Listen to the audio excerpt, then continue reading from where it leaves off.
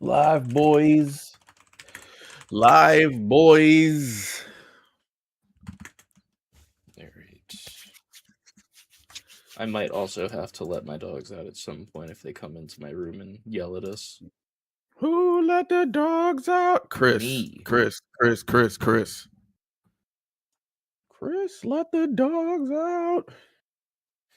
All right. I guess we should also probably let the people know we're streaming too. Oh, that's my voice. I don't want to hear that. Ew. Hear that voice? We're going to close the alert box because I don't want to hear any of that. And we're going to make the chat box also not visible because this is a live recording. This is a live recording. Live.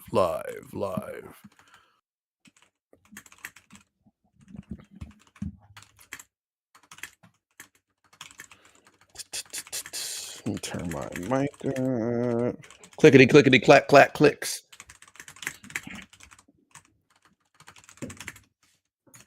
It's them words per minute that the New Jersey government hired me for.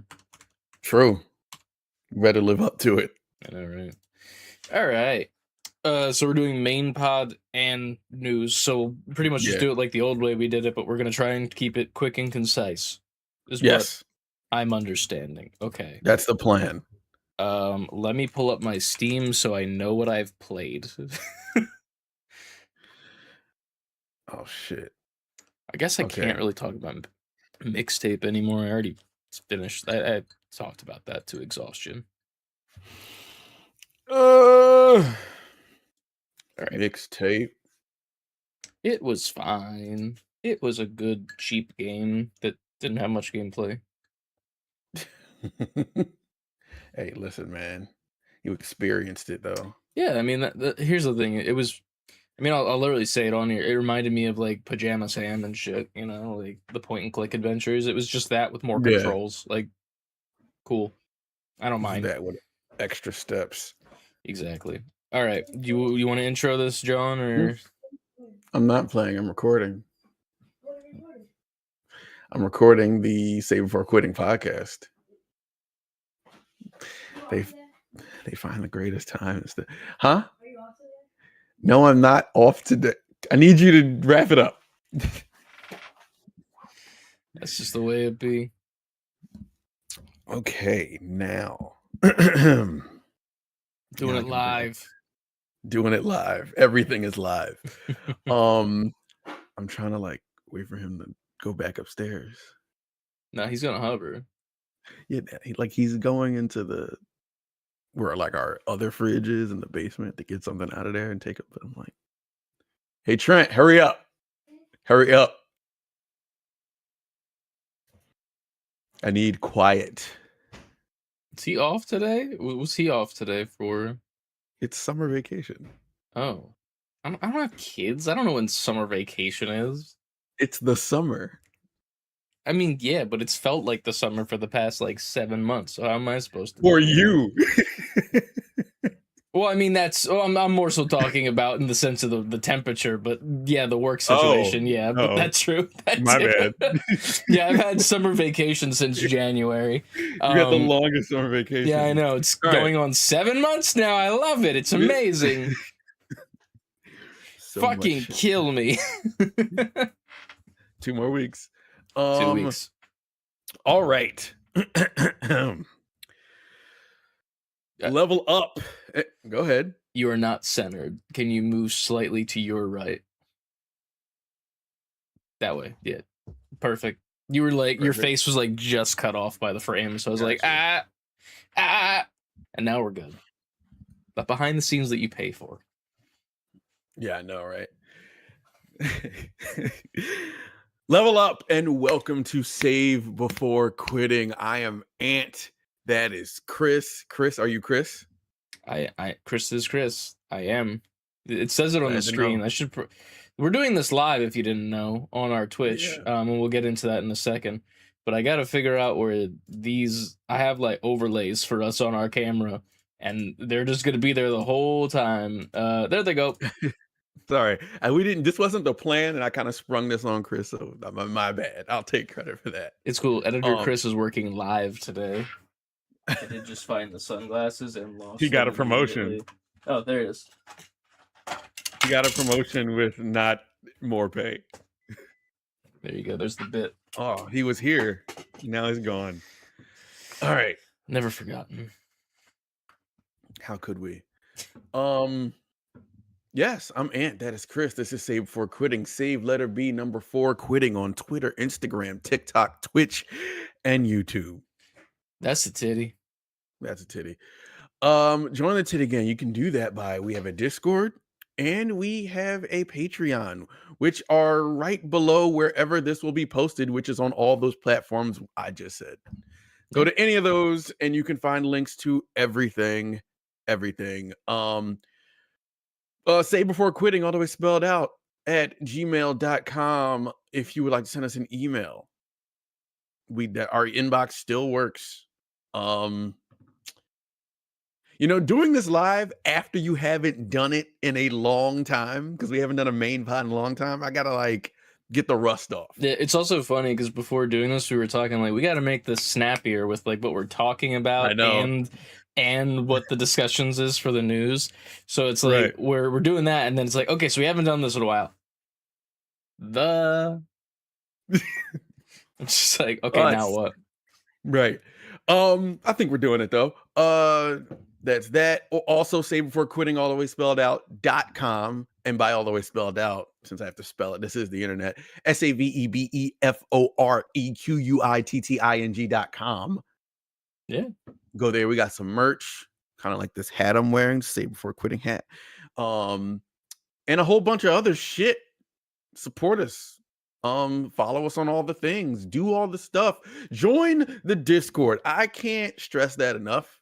I feel like we need way more community in there. Join the Discord. It's a good time. I promise you. If you join it, I'll make sure it's a good time. You watching, listening, etc. Unless you're already in there. And if you are, then thanks for hanging out.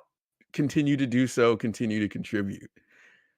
All right. Chris, what have you been playing? Man, it's been a while since we've asked that question, so I've got a little bit of a list. A little bit. I guess the best way to start is probably the obvious, which kind of took over my life a little bit last month, and that was Lego Batman Legacy of the Dark Knight. So good. So good. Honestly, it was funny because I was at the gym recently with my partner and we're doing cardio, and there's the line of TVs and there's a commercial for it. And I honestly was kind of shocked because I was this is the first time in a while I've seen a commercial for an actual game. Right. Which is something that we always clamor about, with Xbox and shit, how they just are promoting their consoles and that's it. This was for the game. Lego Batman on main television. And it was reviews 10 out of 10, the best Lego game of all time. And I saw that and I was I didn't really think about it, but I think I agree. I genuinely think I agree. I played a lot of Lego games in my life. I played Lego Island, Lego Island 2.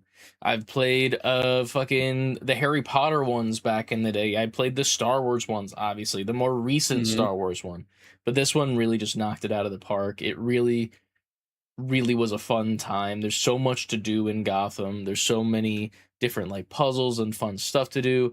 There's DLC coming in the future already where you get to play as Joker and Harley, and I think there might be more after that too. I'm not 100% sure. They haven't really hammered home that there's going to be more than that, but if there is, I'll be there for it for sure. I highly recommend it. I'd say it's a solid 8.2 out of 10.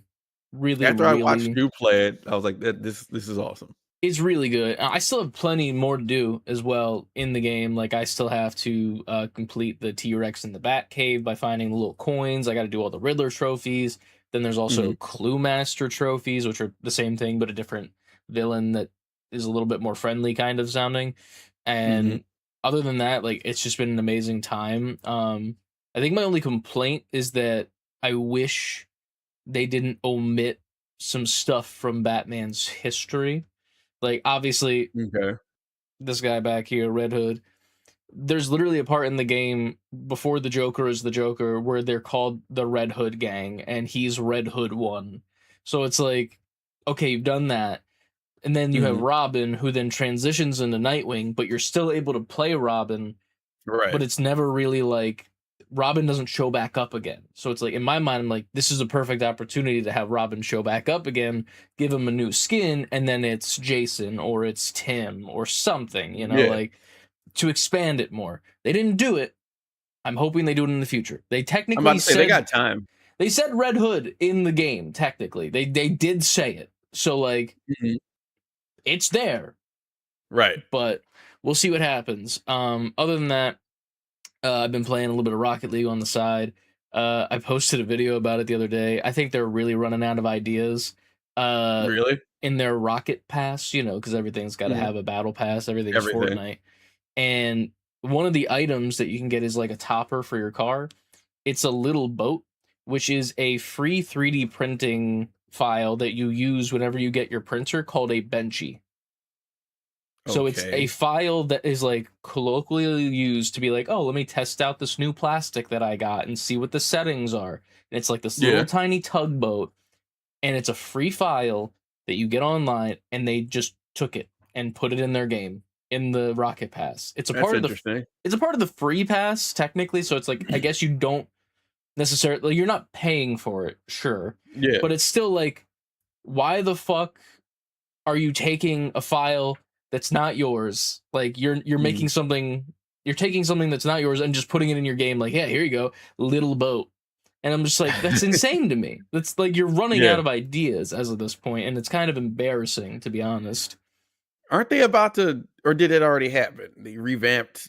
They did revamp it. Yeah, there's been a lot of updates. There's the boosts, like the big ones. They have like a little countdown timer and a light and sound. Yeah. When you get destroyed now, you can choose which side you spawn on, which is it's interesting because like you get like 4 seconds to decide it, so it's enough time.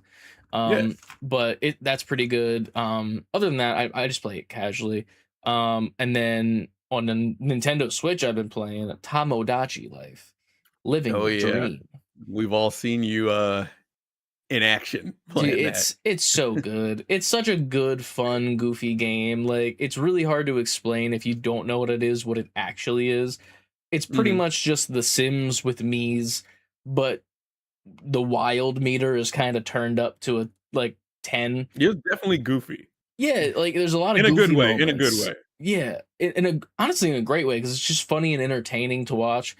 The Mii's can like fall in love with each other. They can like make babies and get married and like go on vacations and like just interact with each other. You can create the lingo for your island, so you can input any single word ever and they will just say it. Like I made my dog as one of the Mii's, and one of her special interests is playing with yellow ball. Because whenever someone comes to the house, she picks up her yellow ball. She's like, look, my yellow ball. So now everyone on the island will just be like, would you like to talk about playing with yellow ball? To like anyone. And it's great. It's a great fucking time. Yeah, that's cool.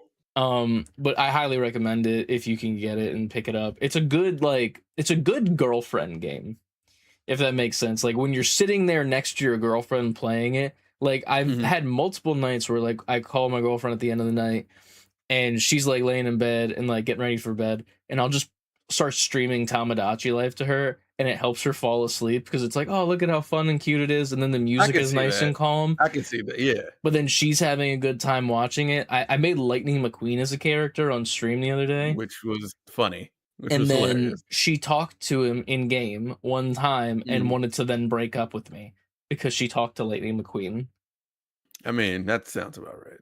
Who wouldn't, right? Ka-chow, am I right? Yeah, exactly. I have since not interacted with Lightning McQueen once on purpose. We fuck Lightning McQueen now. Fuck that guy. Right. And then other than that, I think the main one that we're gonna probably both be talking about is Impulse. Oh man, Impulse kind of came out of nowhere. It really just like, I don't want to say shadow dropped, but the devs behind Splitgate, who we all know. I don't know about the love part anymore. Like a little bit. Like a little bit. Their games. They kind of goofed Splitgate 2 a little bit, and it was very disappointing to see how that unfurled, to say the least, after I think it was the Game Awards last year when they did that whole make FPS games great again or whatever situation. And maybe they knew they had this in the tuck. No, because they were shit talking, man. They were like, shooting games are all the same. Like, we're trying to be different. We're going to be better. And this is how we're going to do it. And then they showed a trailer for the Splitgate Battle Royale, which is a thing that everybody's doing. So they're like, everybody does. Yeah. It was just like, what are we doing, guys? Bad. And then they randomly came out, like, I felt like 3 weeks ago, and they were like, hey, this is a game we're doing. If you remember Titanfall 2, it's kind of similar to that, made by the Splitgate devs. It's not the exact same, but it's pretty close. Here's a demo. And I played that shit, and I was like, oh, fuck. This is it. This is. I watched you play that the initial time, and I was like, this looks like I want it to look. This looks like a game I've been dying to play. Exactly. And as a person who, like, I don't want to say got started as like the FPS guy on this, but like I was kind of the FPS gamer of the group when we first started this. And then I've fallen out of love with them pretty quickly and dramatically, I'd say, from going to Apex to Fortnite to Call of Duty, and then falling off of all of them. And then kind of technically Helldivers, but I wouldn't really count that as an FPS, but that's besides the point. I wouldn't count that as FPS. Yeah. But this game really brings you back to the like Titanfall 2 days. It really is fast, fun, and frenetic. The fast factor is even more so because of the whole grenade features that they do, the paint grenades. Yeah. There's a whole bunch of different features, but the main one that you get at first is a speed one, so you just throw it down, and then there's like this splatter of paint that gives you a speed boost. And once you get going, you get going. You are zooming around that map, and you're using your grappling hook. Oh my God. If you do it right, you can just always be moving, never not in motion. It feels so good. It feels good. It's quick. It's fun. It's approachable too. Like, it took me a minute to kind of get the rust off of playing like a fast-paced first-person shooter.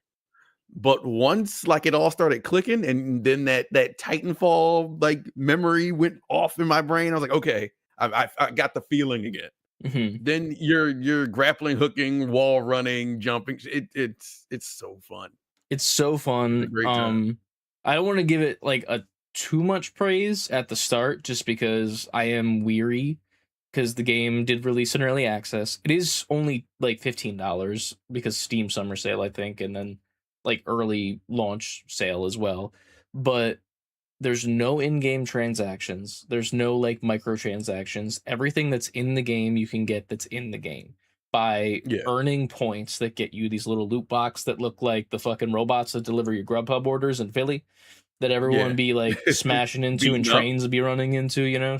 Like, and it's so refreshing to have that. Yeah. Like, I could just play the game and then the shit's there, you know? I think what it had me feeling like was like they just doubled down on the fun. It almost made me realize that all this extra shit that the other games are giving you isn't necessary. I mean, it's nice to haves, but if you just double down on the bare basics of what this is supposed to be, you can make a big splash, and I think this game is doing it. 100%.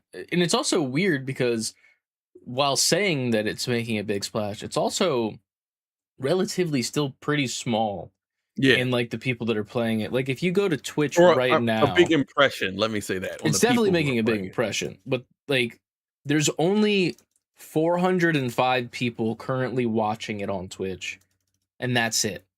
Like the highest viewer count, let me go to the highest. There's only one person that has a high view count, and it's a rerun. That's a guy just playing his reruns from previous games, and he has 116 viewers.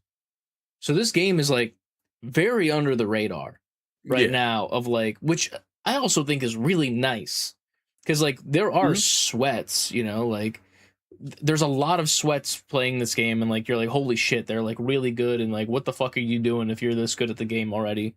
But like the streamers, like the people who just like, this is their job, they have 20,000 people sitting there watching them, all they have Mhm. to do that whole day is just get good at this game.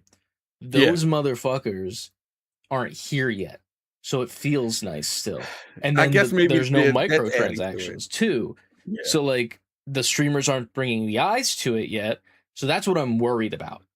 Once the streamers and like once popular Mhm. people like find it, if they go in that direction, because I'm sure that they're going to have a Yeah. battle pass at some point. I'm sure. I know. I guess it can't last this long forever, but Yeah. you're absolutely right. It's very much under the radar still, but I would encourage anybody listening or watching to give it a shot, even if you're on the fence. I think this would be the time. Oh, Like, 100%. go play it now, get a feel for this, see what this team is doing with this game. So by the time that does happen, it's like, all right, well, now I'm at least invested in some way Yeah. into playing this. And I got the feel for it while it wasn't like, while it was still pure, put it like that. Yeah. It's one of those things where it's, I don't want to say it reminds me of Fortnite, but it's like, it kind of reminds me of what Fortnite was back when like it was starting to gain traction. You know what I mean? Mhm. Like, and it was starting to become big. They didn't have all the like the collaboration stuff. Like that same feeling of playing it was like, wow, this is fun and unique, and like I get to play with my friends, and it's like very different from everything else. Like because the building was like a forced thing upon you, so you had to do it, Mhm. but nobody was like to the level that they are now. It was just like simple builds, you know, Yeah. and it made it different and fun compared to what it is now, where it's like, what's the most recent celebrity that just got a fucking skin? Probably, I don't fucking know. Like we stopped I doing don't the remember. Fortnite updates because it was just like I don't care anymore. I think it was like Yeah, right and then after it Batman became Beyond. and then it became just things like that were like, "What? Y'all are just Yeah, doing anything now." exactly. And like, it's not to like disparage it. It's like sure, if that's the game you want to It's play, just no longer news. It's not yeah. news that it happens now. And like there's only so much money you can put into a single game in my mind. Like I don't even want to do the math of how much I've spent on Fortnite. I don't want to do that to myself and my Right. psyche with my current almost 7-month unemployment summer vacation. I don't need to look back on that and Summers are long in that house. In that goddamn room. In that room. in this fucking tiny ass square.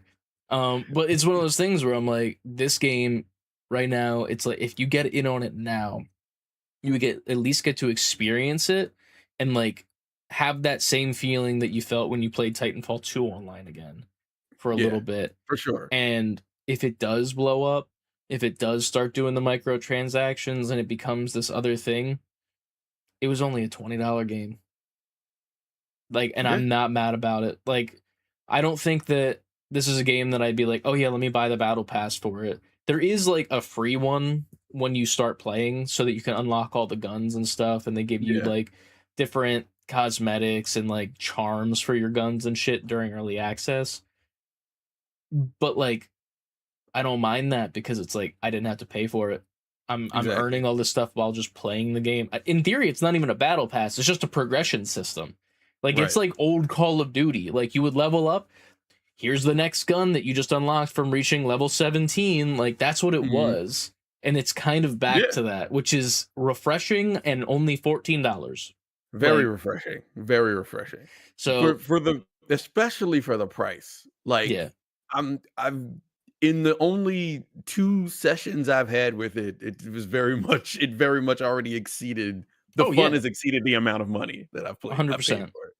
Like it's funny too because like all I can think about is like after we're done this call is like I'm probably gonna go play for a little bit, like Hey, genuinely. hey, I don't have any work to do. Hey, it's fucking summer vacation, baby. I don't have any But work to do that they know about. So. yeah, that's true. But that's pretty much all I've been playing. I'm sure there's some other stuff on PlayStation that I've been playing casually and on the side that I don't really. I started Star Wars Outlaws. There's not Mhm. enough for me to talk about to even start discussing it. It was a free PSN game. It was fun Can't for be mad maybe at like that. 12 to 20 hours. And then I kind of was like, I don't think I want to play this anymore. I think it's And that lost. happens. Yeah. And it's not that it's bad. I was just like, it's I got not it. I'm really for good. me. I got it. I'm Yeah. good. I'm moving on.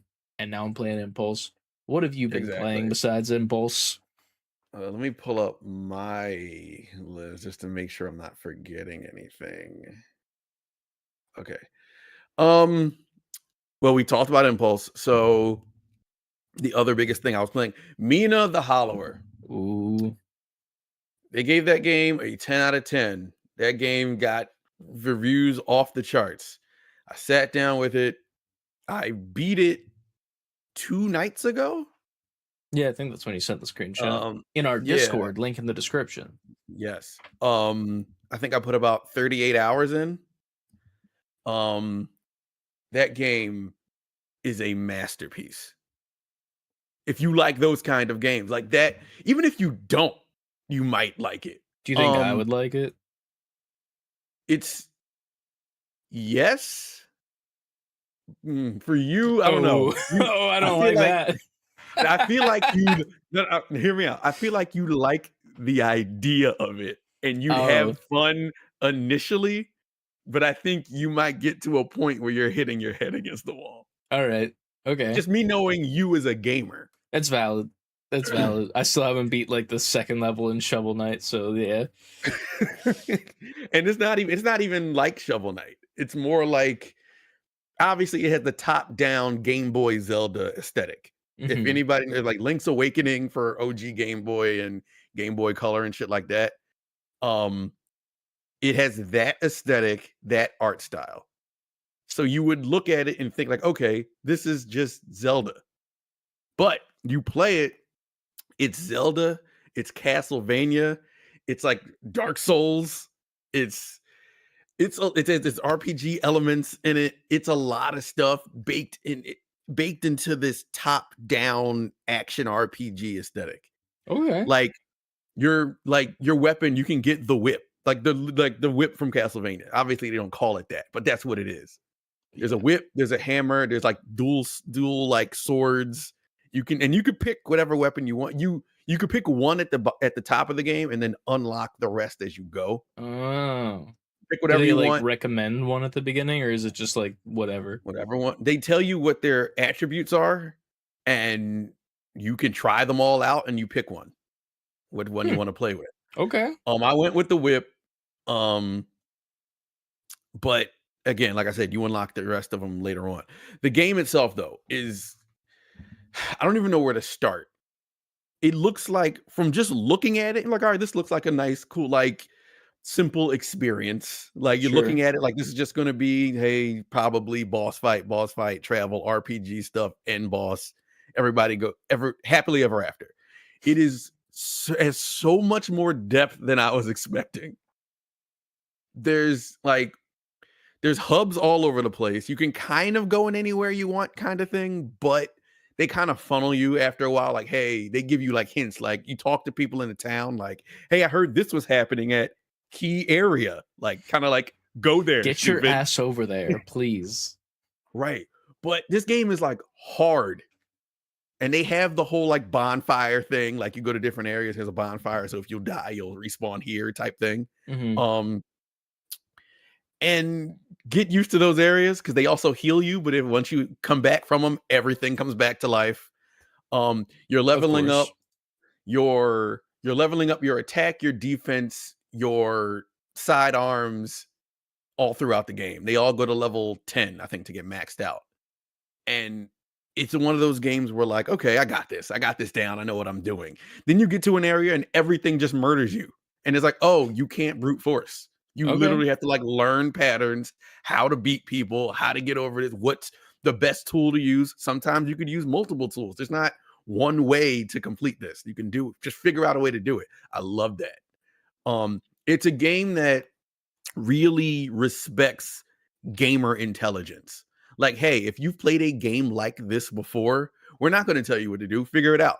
And you use your head and you do it. And it's like, oh, I remember being able to do that from whatever game in the past. You know what I mean? Like, I wonder if this would work here. And a lot of times it works. Okay. And I would recommend it.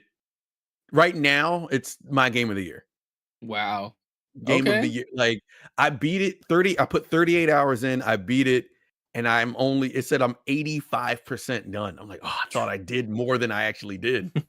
I mean, that's still a lot though. Like It's still a lot. 85% is Like, yeah, I can probably go get that 15%, but and I probably will. Like it makes you want to play it again. When you die, you don't ever feel like it's cheap. You feel like fuck, I was slipping. Mhm. Let me get back in there. The replayability is amazing. Hell yeah. One of those games where like I'm at work and I'm just like, I want to go play that game. I want to go finish. You're rocking back and forth in your chair. Yes. In a meeting, people are like, what the fuck is wrong with you? Me to Little the mouse, Howler. little Yeah. mouse with a whip, little mouse with a whip. Yeah. The writing is good. Finding secrets all over that world, it feels so good to find them. Makes you feel smart. Hell yeah. And a lot of them you kind of have to be to find them. And it's one of those games where as you progress and get stronger, it gives you that power fantasy feeling like, yeah, I'm coming back to an area where people were one-shotting me, and now I'm wiping the floor with everybody in here. Hell yeah. It has that to it. My only criticism of it would be it's one of those things where like it's kind of like Soros, where you meet someone in the beginning, and I'm like, oh, you're going to be the boss at the end. They're treating you Yeah. nicely, and it's like, hey, welcome, and blah blah blah blah blah. And as they're talking, you're just like, I'm gonna have to fight you. Lo and behold, I'm like, oh yeah, they were the final boss. Of course. So, and the art style for pixel art style, it's amazing. Some of the best pixel art, like 8-bit esque pixel art I've Mhm. seen in a long time. Hell yeah. But yeah, man, Mina the Hollower, it earned that 10 out of 10. It's off the charts to me. Game of the year from you too. Yeah, right now that's the top of the list for me. I mean, there's a lot of shit coming out this year, so True. I don't we'll even see know how if that. I have a game of the year yet personally. Like I liked Batman, but I don't know if I'd Mhm. put it there. I liked Saros. I don't know if I'd put it there. Yeah, I don't remember if Ghost of Yotei was this year. I think it was beginning, right? beginning, I think. Yeah, I think it was like very early this year. I don't think that was it either. I don't know. I'm still looking for my white horse. Where's it at? It's coming. There's a It's lot gonna of be like games coming this Wolverine. I'm year. gonna be a simple Yeah, man. I'm just gonna be like, yeah, Wolverine's gonna Wolverine. come, and then yeah, and then after November, everyone except you will be like Grand Theft Auto. Yeah, I'm good. We'll get to that. Yeah. What else was I gonna say? Yeah, but it was one of those games where it was over, and I was just like, man. And I immediately was like, they need to come out with Me and the Hollower too. And this story needs to go on Hell yeah. because there's so much to it. Other than that, Impulse we talked about, and I played through Star Fox for Switch. Oh Came yeah. out last night, beat it this morning. Sounds about right. You beat the original, I think it was, through like the Nintendo thing on stream a while ago, Yeah, and it took the you like 64 one. what, like an hour and a It's not a half long game. ish? Like Yeah. it's like nothing. It's one of those games. Star Fox is one of those games, or Star Fox 64, if you want to connect the dots between the two. It's one of those games where it's not a long game. It's just a game that you play over and over. You can go different routes to get to the ending. Yeah. Like you can go through different levels. It's not long. There's just things you can do in multiple playthroughs. Mhm. I played it this morning, turned it on, it's like riding a bike. Like riding a bike. Um, and while I thought I would go into because I didn't play the demo, they put a demo out, and I was like, for what? Like, Yeah. I know what this game A is. demo for this hour and a half long game. I don't Yeah, think I'm good. I'll wait. And so game came out, played through it just like old times, like I said, like riding a bike.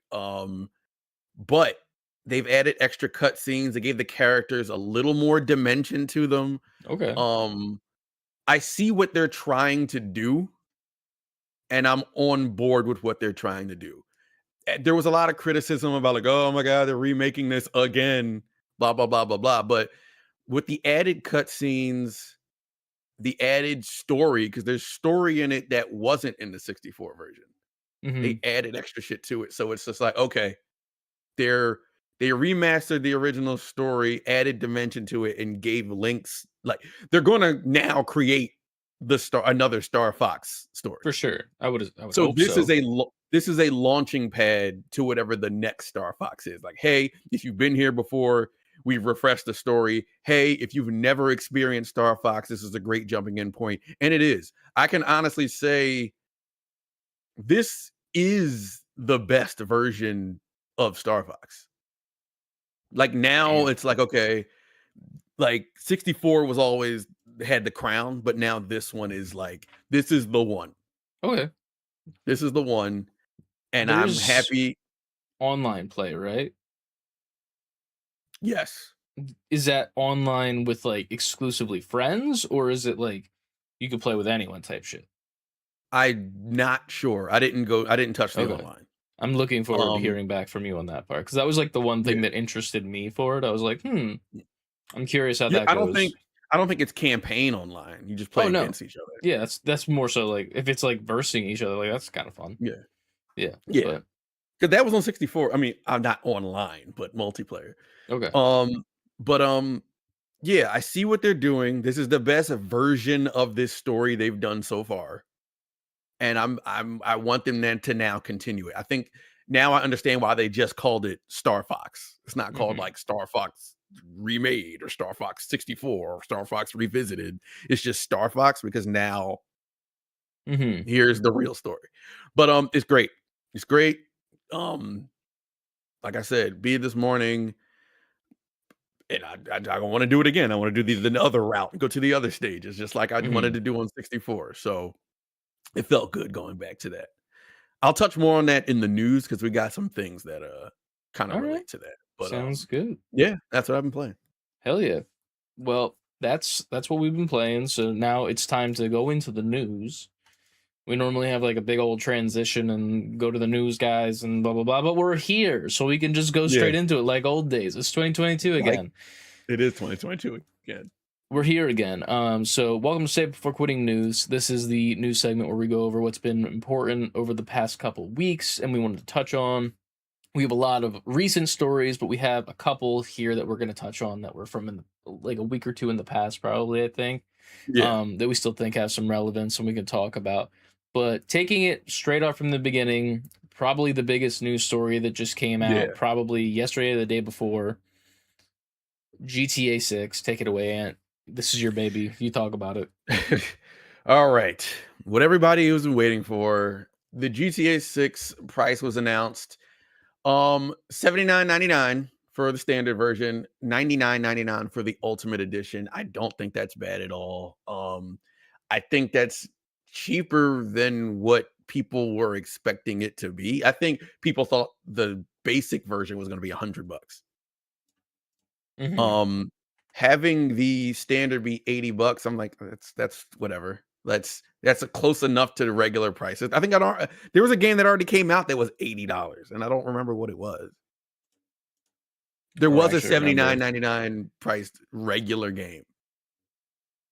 Was it Mario Kart? It was something recent Mario Kart. Thank you, CLD. There was an $80 game. Anyway. Thank you, the live chat. Yeah, that's right. Not used to having that here. Yeah. Got the fact checker on deck right now.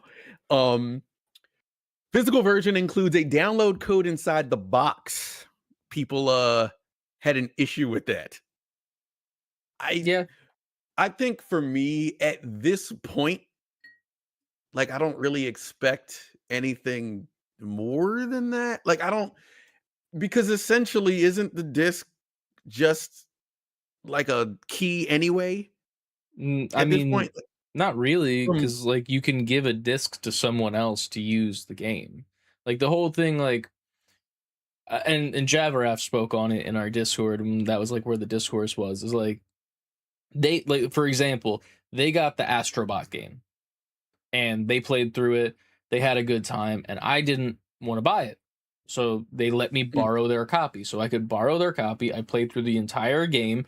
And then I gave it back to them. And then the DLC came out. And then they played the DLC. I never took it back to play the DLC. But it's like, you have the ability to do that.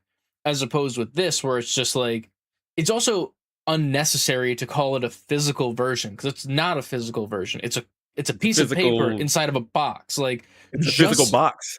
but it's not. But it's nothing. Like that's the whole thing that doesn't make sense. Like, don't call it a physical version if it's not. Like, it's not a physical version. It is a code that you're buying. You're buying a box with nothing inside of it. Well, Rockstar then came out and said Rockstar support confirmed that GTA physical disc copies will be available in months following launch. You'll be able to acquire a physical copy during the following months, is what they said. Rumor is that month is December. That's fine, and I don't mind that. It's just, for me, it's like, don't market a code that's inside of a box as the physical version.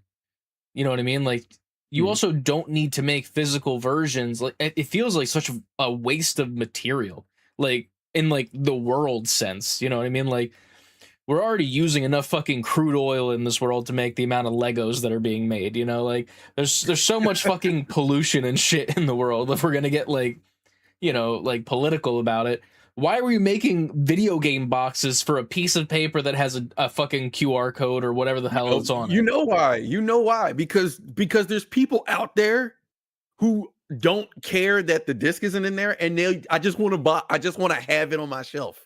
Here's the thing, and objectively, but you know they exist. They exist, and objectively, that's stupid. Like, because, like, what's the point of having the box if there's nothing in there? You know, like, as a person who collects action figures, I collect these motherfuckers. I take them out of the box, but I have ones that I keep in the box. But the thing is, the figure is still in the box. You know what I'm saying? Like, I'm collecting the boxed figure. I'm not keeping a box after the figure's out of it. That's trash. That's not like a thing you put on the shelf. You know what I mean? Like, that's not how that works in my mind. Like, I just don't understand. It just feels really wasteful. That's my main thing, is like, you could have just like had it where you go to like games, and it could also have been a different size box. Like, it doesn't need to be like a full size video game. Like, it just seems wasteful. That's my main thing. It exists. It's going to happen. Nothing that I say will change it, obviously. It's just stupid, objectively. Maybe it's for the people, I don't know, who don't or can't or won't buy games or put their information into their PlayStation to download a game. Yeah, but I'm playing devil's advocate right now. I'm playing devil's advocate. Right I understand, but that's the thing. It's like I would go to GameStop before, and I would buy a game. You could buy a game digitally, and they just give you a code on your receipt. Like, you remember, like, when you would get like pre-order bonuses and shit, the code would be on your receipt.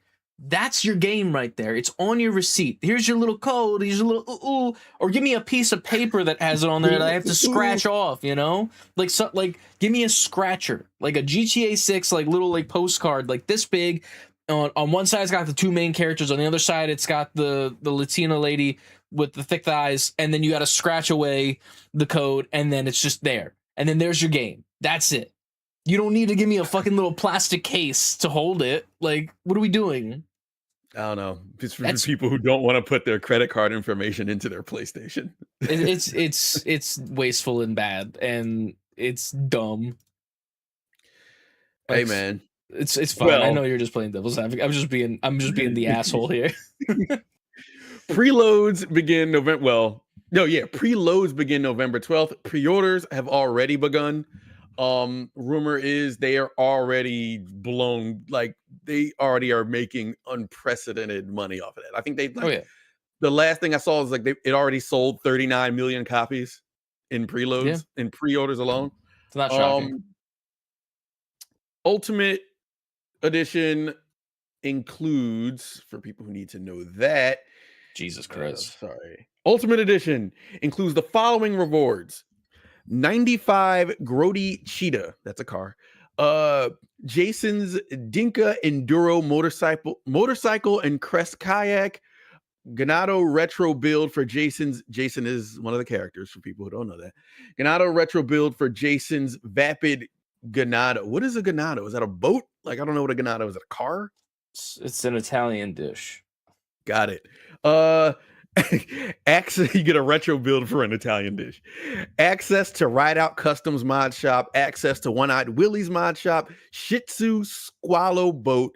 67 Vapid Dominator buggy with Paradise Garage in Watson Bay, exclusive car repossession side mission involving classic cars for Wyman, exclusive gang compound raid mission involving the PTT Youngins Illegal Goods Store, Good Time Gear, which is a collection of clothing apparel inspired by the Good Time State's hit TV show character Maka and Gator. So I'm assuming that's in-game shit. Vice City style looks, exclusive outfits and clothing for Jason and is her name Lucia or Lucia? I don't know, but that's how I spell Lucia. Shout out Unigov. Right. Access to the Electric Fang Tattoo Shop, access to the Stock 305 clothing store, access to Sarah's unisex salon, personalized weapon variants for Jason's Garardi ES9 and Lucia's Close K7 pistols, Hawk and Little Morgan revolvers, equipped with classic Vice City styling sourced from the Vercetti estate, including palm tree etched grips, engraved detailing, and high performance scope. So in total, that's like 20 extra thingies. It's the way to go. It's the way to go. And I heard people complaining about that shit too. Like, why is this shit closed behind the Ultimate Edition? Blah blah blah blah blah. Fam, if you can save $100 by November. I hate to be that guy. Compared to the $80 price point, yeah, I can understand. The only one that I'm like, that's like kind of weird is the side mission. Like, I never liked like locking missions behind like a pay gate unless it's like a DLC, like in later dates, this is when it's coming out situation. Like, I don't understand how I read it. Like, I read it but like it's not coming out later. I think it's like you access it right away. Like you have like instant access type shit. I think. The missions repossession side mission involving classic cars for Wyman. So it's in my mind that's like a part of the base game, but you just don't have it if you don't have the deluxe version. That's the only thing. Like pay for like how current GTA is, like where they're like releasing like extra stuff that you can do like online and whatnot like that. That's fine by me because you're releasing extra content after the fact. Don't make me pay for extra missions and stuff before the game's actually out. That's at least just my mindset of it. Like, just have the full game out, and then if anything, don't give me it yet. Like, don't make it a pre-order thing. Like, be like, here's the thing coming later. Like, I didn't like it when Lego did it with the Joker and Harley thing. Like, you pre-order and then you get this later on down the line. It's like, I don't know. Like, just wait a little bit and then put it up. You know, I don't know. I think you're making money. I feel like if you're already spending $80, right? Yeah. We can even go off the numbers that we have. Rumored number right now is there's 39 million pre-orders. 39 million pre-orders. I guarantee you at least 29 of them are the Ultimate Edition. 29 million of the 39 million. No, just 29. That'd be incredible. At that point, never mind. Forget everything I said. But, honestly, as a person who's probably not buying this game, and because GTA is not my thing, it's not a thing that I care about. If I'm buying this, I'm getting the Ultimate Edition. Like, it's a $20 difference to get so much more. In my mind, that's worth it. It's like what I do with like certain games that have like deluxe editions. Like, it's only just $10 more. I don't mind doing it if it's like within that range. You know what I mean? Like $10 to $20. If it's like extra, I'll do it. The only ones that I don't do it with are like the WWE games where it's like, I think it was $59.99 was like their big boy edition of the last game. And like, there's so much less content in that game than what's going to be in this comparatively for $100. Like, I can't be mad at this price wise. Like, this makes sense. That's fine. Yeah. I think that extra $20, like, I feel like the overwhelming majority is going to do that. And now if it said standard price $79.99 and Ultimate Edition like $129.99, then you got an argument. Then it's like anything above like $20 to $30, I think it's like, okay, now you're pushing it. You know what I mean? Yeah, Like, you're pushing it. I'm sure millions of people will still do it. Like personally, I would still do it, but I would understand people who don't do it. yeah. I'm also, I think I'm in the same boat as you right now, where it's just like the Ultimate Edition makes the most sense of the two. If you're going, and they know that. That's why this was smart. Like, yeah. You know how much money they're gonna make after the fact too, with the amount of DLC and shit they're gonna release for GTA Online, and the money that you buy in GTA Online, and like, it's fucking insane. And I feel like the original price they wanted was the $100 version, and what they're doing is having it next to a cheaper one, which is just like, well, you'd be a fool to buy this one. You might as well buy this one. It's that type of thing. They're like kind of guiding you, like, get the Ultimate Edition. Mm-hmm. Plus, because like the stuff that you're getting, not to be like rude about it, isn't like the most amazing stuff in the world. Like 80% of the stuff is like, well, what the fuck is that? What the fuck is that? You know what I mean? Like, sure, they got pictures and shit, but like, you don't know what that is in game. Like, all these items could be fucking shit. Right. Like, you could get in game and every single thing that you just paid $20 extra for is just awful. The worst stats, all the cars are the slowest fucking cars. Like, it's one of those things where it's like, well, we got your money already, go fuck yourself. But like, you don't know, like, it's, I don't know. But it's GTA. It makes sense, I guess. But to go on, there was also a listing that leaked. Well, not leaked, but an Amazon GTA 6 listing has seemingly revealed unannounced features, including a larger map, integrated social networks, and NPC routines. So it's more to look forward to there. Integrated social networks is crazy. No, thank you. I know. But I know this is going to change a lot of shit. This game is going to be some like, I'm interested to see not just game wise, but how this changes shit in the gaming landscape, because they're doing a lot with this shit. And real quick on the next slide we got here, GTA 6 could push PS5 and Xbox console demand beyond supply. According to the game business, a major games retailer has warned. They haven't released the name of the retailer. I was looking it up, but I guess they left it anonymous. Games retailer has warned that PS5 and Xbox Series X and S demand could outpace supply during the holiday period as GTA 6 prepares to launch on November 19th. A senior games buyer said retailers have not received the console units they want ahead of GTA 6 due to the ongoing hardware component availability issues. Sony previously told investors that the necessary PS5 volume for the calendar year 2026 has been secured, while Xbox said demand for its consoles already exceeds supply in game markets, with GTA 6 launching at $79.99 for the standard edition and $99.99 for the Ultimate Edition. The report suggests Rockstar's next release could drive another major hardware rush, and it will. And that's the end of that. That's crazy to me, but I feel like if there's any game that's going to do that, it's going to be this. Sure. To the this point is where the console seller for sure. Yeah. It's crazy that it's not crazy, but it's that in conjunction with the hardware availability issues with the components and the RAM and all that shit. That's a recipe for disaster for people who don't already they haven't already tied that down. I would assume this far into this generation that the people who have it are going to have it.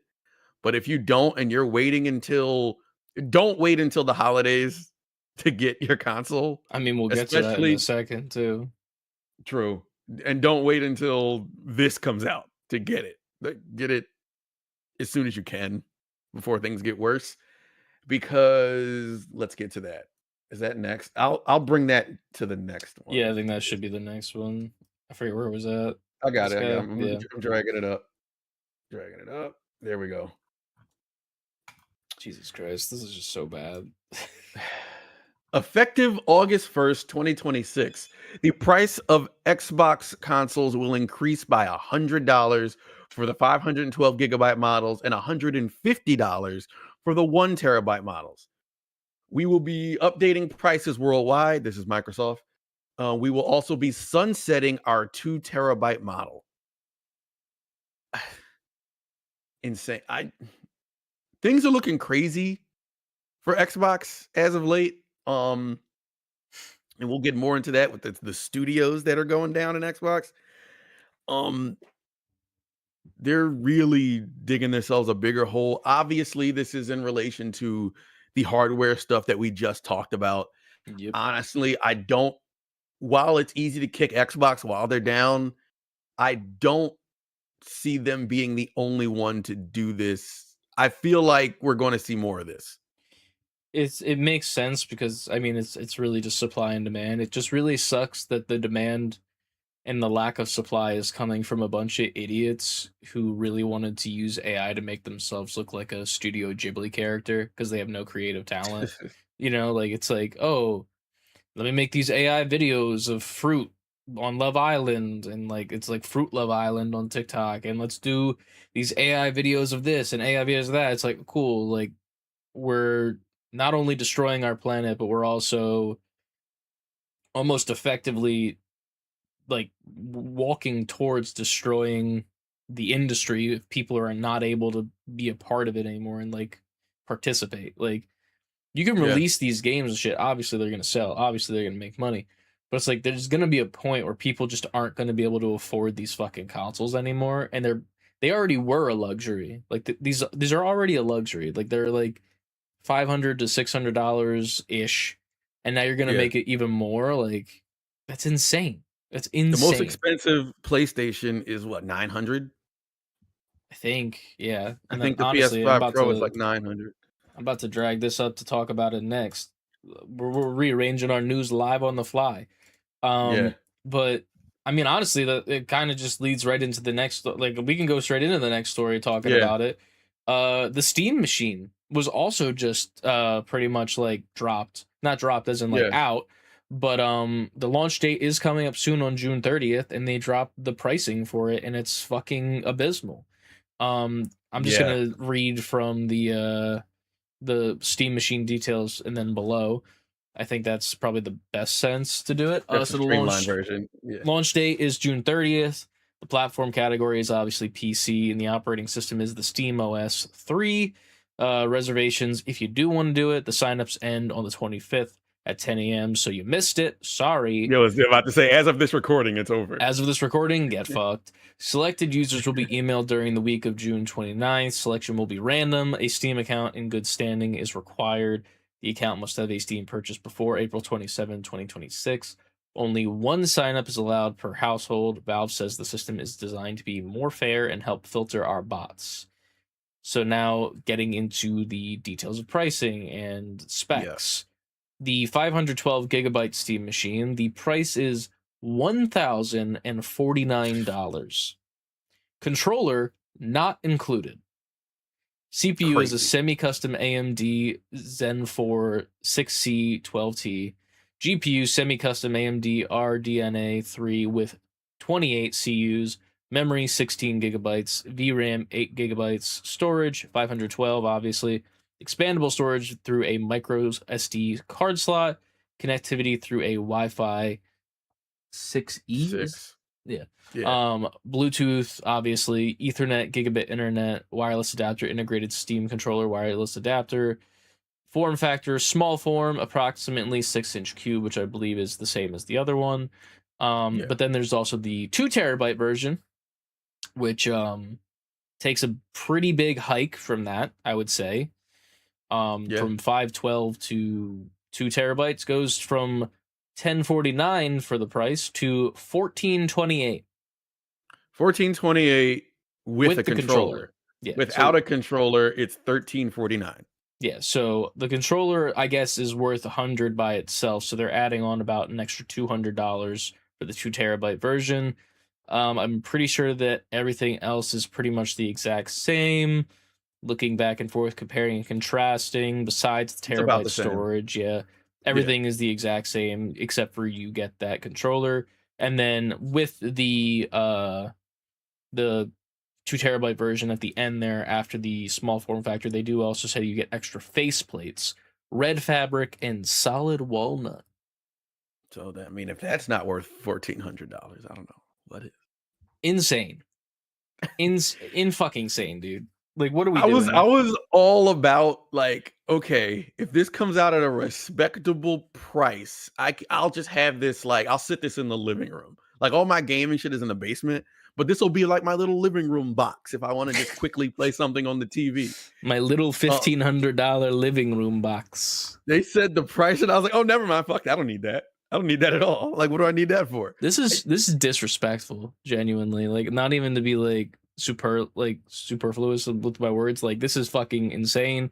This is bad. This is stupid. This is all the words that you can fucking say. But their hands, like, their hands essentially are kind of tied though, because they're trying to sell you a PC.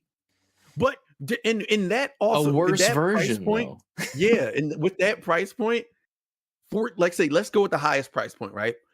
$1,428, you can get a better PC than this. Maybe. And just put Steam on it. Maybe.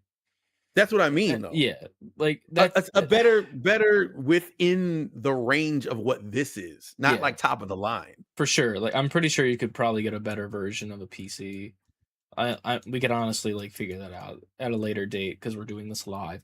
But it's really just depressing to see because, like, I feel like people were really excited for this, like, in a general sense, because, like, there's so many people out there that are like PlayStation or Xbox people, and they didn't really have access to the Steam marketplace, you know, for God knows how long. And they've never gotten a PC. They didn't get the Steam Deck. And it's like, oh shit, I'm a console guy, and now they're finally making a console. I can finally have access to that thing that I've never had access to. I can play the games that I always see being played by my favorite streamers, and like these games and stuff that aren't on console yet and don't really have a chance to get to console probably. And then they see the price point, and it's just like, what are we doing? And CLD is right. Like he said, I feel like if there weren't RAM shortages, it wouldn't be this much, which is correct. It's just a bunch of fucking AI bullshit that's happening in this world, which just it honestly shows why AI is so bad for like everything. The original price, it was online somewhere. They said the range of the original price was between $700 and $900 was the original price. It was in that range. It's fucking shit. Like even that's like, that's still pushing it, to be honest with you. Like, I don't even think that's worth it for what this is. Not even to be like rude to Valve, but it's the truth. But, like, it's just like, it can be like, but we can be objective. Like, why would I buy? I'm not buying this. At that point, I'm just like, well, I guess I'm just not playing Steam. Like, at that point, I'm just gonna go get a PlayStation for $600 and call it a day. Well, in my opinion, it's one of those things where it's like, you really got to look at it and be like, why am I not just saving a little bit more money and getting a pretty decent PC that's going to last me much longer? You know, like, that's the thing that's always confused me. And it does feel like it's maybe just like some I want it now syndrome, you know, like we're like, well, I want to play games and I want to do it now. And I need to play it. Like, that's what's going to end up happening in December when the physical versions of GTA 6 comes out and holidays and shit. It's going to be like, well, I want it now. I want it now. I want it now. And it's the same thing here. But like, there becomes a point where I want it now doesn't matter when the price point is so high. You know, like, it doesn't make sense. Take me right out the conversation at that point. What I will say, that if the RAM issues don't get solved, quote unquote, some kind of resolution, we have to get used to these price points. Yeah. Unfortunately, that's the hard truth. Like, they're talking about putting out PS6 next year, and if you think for a second that thing is going to be under $1,000, you're a fool. Yeah. I think we better get real comfortable, because now video games buying a game console has gone into luxury territory. Yeah. It's not for the commercial person anymore. Which sucks. Unless you're getting, like, I don't know, a Nintendo console or one of those even those pocket PCs, like those other Steam Decks, they're all expensive now. So I'm already assuming PS7 I mean PS7, PS6 in 2027, they're going to be like $1,200, 10 to $1,200. Yeah. And there's going to be different versions, and just get used to it, because if PS5 Pro is 900 and we're in 2026 with this many years into the generation and they're more expensive, yeah, then I think we need to get ready for that. It's just crazy to me because it's like I bought my PS5 for $500. You know, Same. Like it was a $500 console. Like the regular version currently, the regular with the disc drive is now $649. So it's going up $150 since I bought it, which is already like kind of pushing. It went up $150. This is when the console prices usually drop. Yeah. Right before the following, like it's crazy. Well, that's the problem, is that they would drop if they were in stock, but they're not. Yeah. Like, you know, like when we were in the fucking PS4 era, when the PS4s came out, PS3s were still on the shelves. You know, like they were still available. Like if you wanted to go get one, like they're there. I still, to this day, and I've said it before on this podcast, have not seen a single PS5 in the Walmart near me. Not a single one. There have been every controller to date, but not a single PS5 has been in the case that's like behind the glass with the locks. Yeah. Not a single one. And I go there I've seen a a decent PS5, bit. not in Walmart though. I've not seen a single physical version of a PS5 in a brick and mortar store anywhere. It's insane, yo. Like, and it's been out for how fucking long? When did it come out? 2021. I always forget. Is it 2021 or 2020? November 12th, 2020. Yeah. And I haven't seen one physically for 6 years in a store. Like, maybe my area is just fucked. They don't really like this area. And to be fair, it's pretty bad. I'm not gonna lie to you. But like, that's insane. Like, it's... Yeah. It is. Like, I could not tell you how many times I would just like walk into a GameStop and they had fucking like PS3 stacked during the PS4 era. Like the PS4 came out, I got my Slim Boy, and they were still selling PS3s. They were still selling. I remember them, like, when hey, PS4 was all over the place. Yeah, PS4s like are pretty much gone now as of this point. But like when the PS5 first came out, PS4s were still well in stock. Well in stock. Wait. There was a moment where PS4s were hard to come by. Oh yeah, that was like a little bit after the PS5 came out, but it was because nobody could get a PS5. Yeah, and they were still making every single game that was coming out on PS5 for the PS4, except for Returnal. We love you, Housemarque. But it's just bad. I've not seen them in any GameStop near me. Straight up, CLD in the chat. Like I've not seen a single one, which is insane. Your camera just died after I said the word insane. Yeah, you're going on mine. So, and you're back. Let's see. You see me? Let me double check it. Sorry, I gotta show on stream. Oop. Editor Chris, do your job in post. But yeah, I don't know. It's just sad. It's depressing. I think that's the best way to say it. It's funny, like, we started off with GTA 6, and it's like, oh, yeah, it's finally out. And then it's like, oh, but people may not be able to play it. Oh, the world's really bad because the Xboxes are getting expensive now. Look at this fucking Steam machine. Oh, shit, the world is fucked. And now we're... Well, hold on to your butt, because we're not out of the sad news yet. Gotta front load the sad news as of this point. Matter of fact, let me move this one up, because there's even sad news after that. And then we'll move this one up. Yeah. Crazy. All right. Holy shit. Bungie. Bungie, they be snapping back. Yeah. You know how Bungies go, of Destiny fame. They put out a Twitter I'm sorry post because they have had some layoffs. It's with great sadness we are announcing a reduction in force as we reorganize Bungie. As the leaders of Bungie, past and present, we recognize Destiny 2 fell short of expectations these past several years. Following our final content update to Destiny 2, And with our future projects still in early incubation, we unfortunately could not continue operating at our previous size. We know this decision has a profound impact on the people affected, their families, friends, and teammates. While these changes are necessary to best position the studio now and for the future, that does not lessen the difficulty of this moment or the impact it has on those affected. Later, we will share more about the future, about that future with you all, but today is not that day. Today, we wish to extend our gratitude and compassion to every member of the Bungie team who have been impacted and to those who remain. We hope you will do the same, Bungie. And Video Games Chronicle has come out and said the true scope of PlayStation's Bungie layoffs has been revealed after official records indicated nearly 300 jobs have been cut. Wild.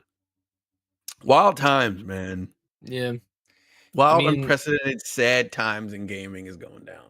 It's kind of like it. I hate to keep pointing back to it and the same thing, but it's like it all stems from what's going on with the technology shortage. It's like there's not enough money being made to sustain it, even though there is money being made. That's the problem.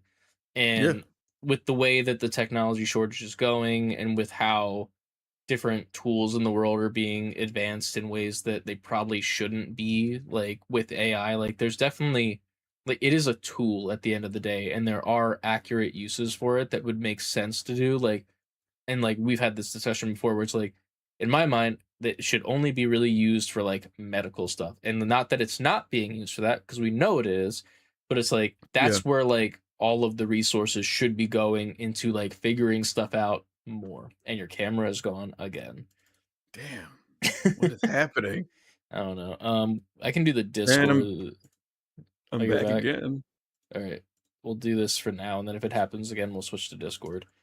But what was I saying? Medical. Yeah, it that's where all the resources should be going for, like AI research and AI solutions.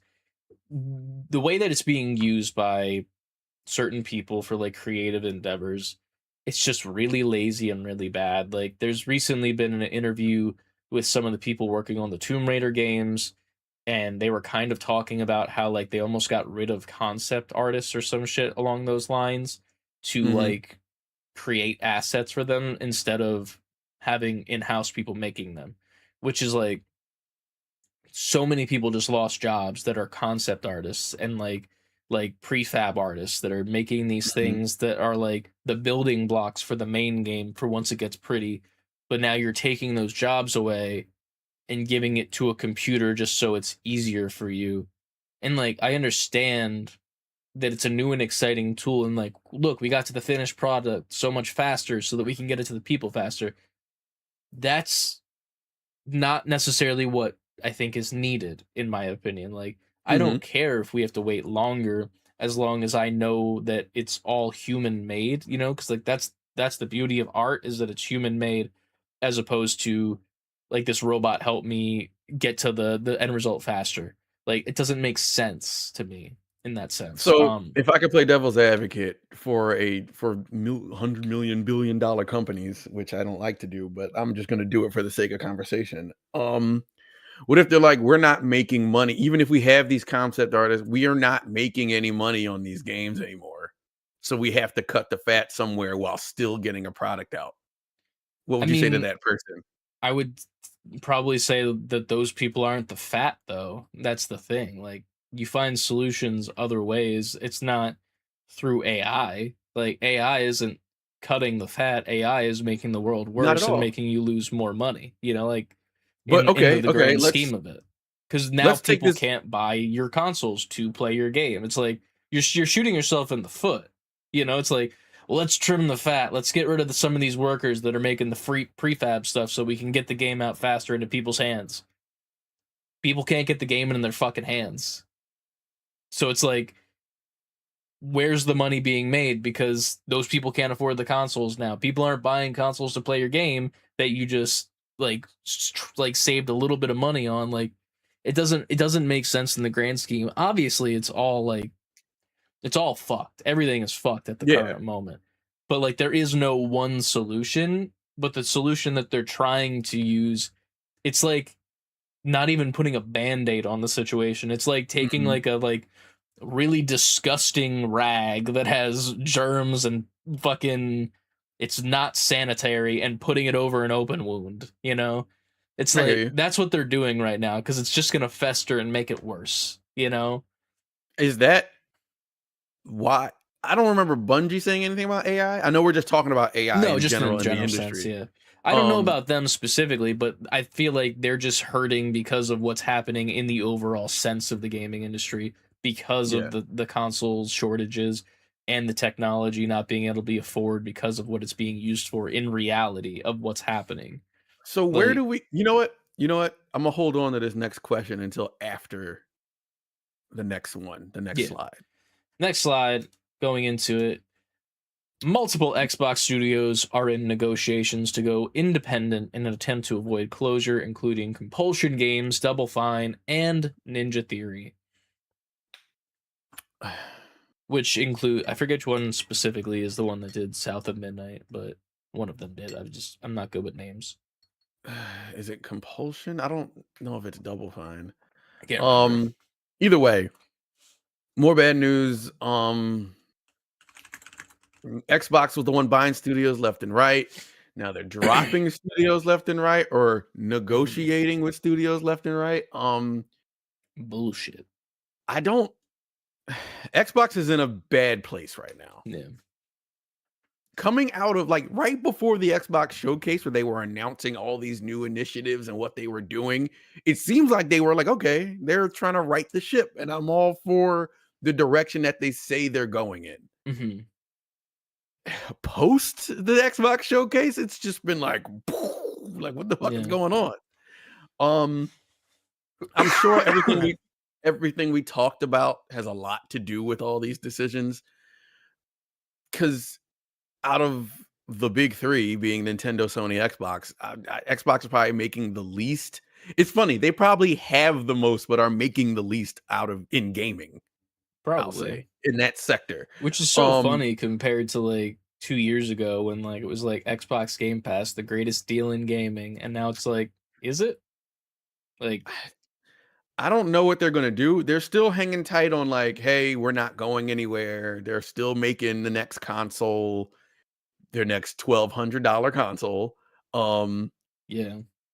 Which is also funny, like after the showcase where the person was on stage, like everybody in the audience is getting a free copy of our new see-through green console, and it's like, okay, cool. And now all these studios are getting shut down. It's like, yeah, not a good look. Not a good look. Real quick, how does my connection look? Am I like? You're good, yeah. You look good. Good. All right, cool. Because you were choppy for a second. I thought that was on my end. It might be my internet. No. I think that's why I thought it was me. Because I thought my anyway.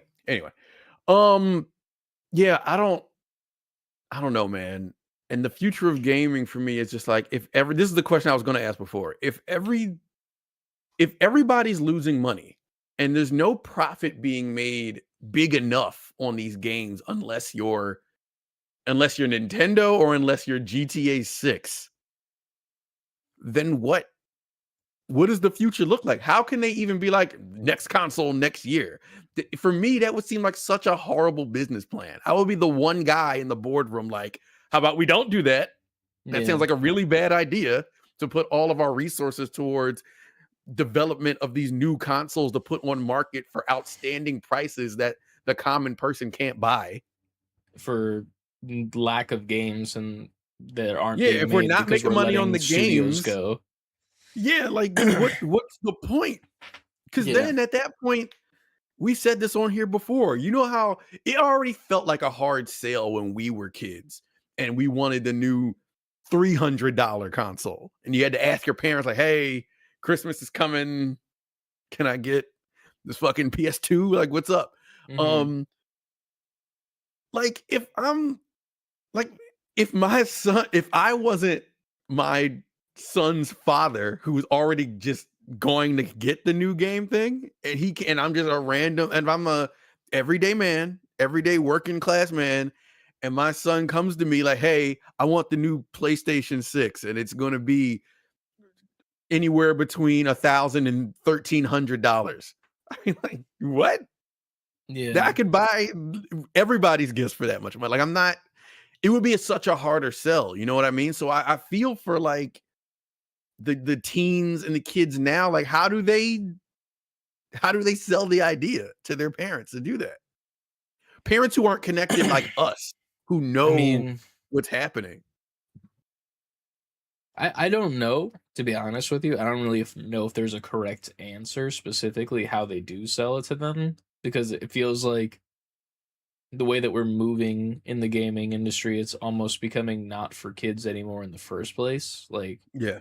it's becoming like it was originally, technically, if you want to break down the brass tacks, for kids, right? Like, sure, obviously there was games made for adults, and like there's, games that are made for teens and shit like that, but like that demographic seems to be the only people still buying those games as of this Mhm. point. Like, I don't think the kids that are, in middle school slash like elementary school nowadays are like, man, I can't wait to go home and play Soros, True.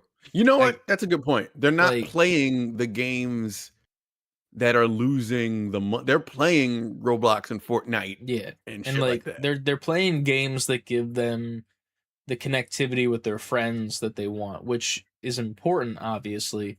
And like I could see them obviously like trying to get like a PC over top of like a console like this. But like it's one of those things where it's like your camera is gone again. Fuck. All right, let's do the other thing. Discord. Oh, now we're back out of nowhere, which is crazy. Is it? Yeah, on my end it is. Yeah, I got you. We'll rock with this for a sec, and then I'll Yeah. set up Discord if not. um I don't know. I don't think kids are trying to pitch an Xbox or a PS5 to their parents nowadays. And like it's completely different because like the only game that they'd probably be trying to pitch for them to buy them a console for now is GTA 6. And I don't know if parents at this age who were the people who did play GTA back then are going to be True. like, yeah, sure, I guess I'll buy you this game that I know nothing about, like how our parents did. We know. Like, like Yeah, it's this everywhere age now. group knows what GTA is. Like, I'm sure Yeah. that our parents still don't really know what GTA is at the current like point in their life, and they still don't understand what kind of impact it had on like how we like how this age group developed. But it's like there ain't no way that someone's buying a $1,300 console for their kid these days to play GTA 6. Like Yeah. that's Yeah. insane.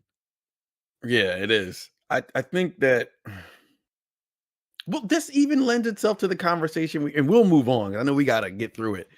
But if the kids aren't playing if the kids aren't playing the games that these beefy machines are being made to produce, hmm that means, yes, I guess it then would be for a luxury audience because that would be the adults who have money to spend on that.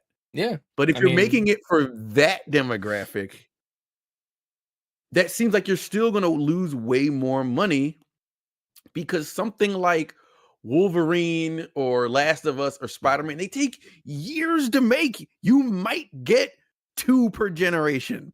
hmm Like what do we get this we got for, let's say, PS5 alone. Out of the last couple of years, like the big tent poles were what? Last of Us 2. Was Last of Us 2 PS4?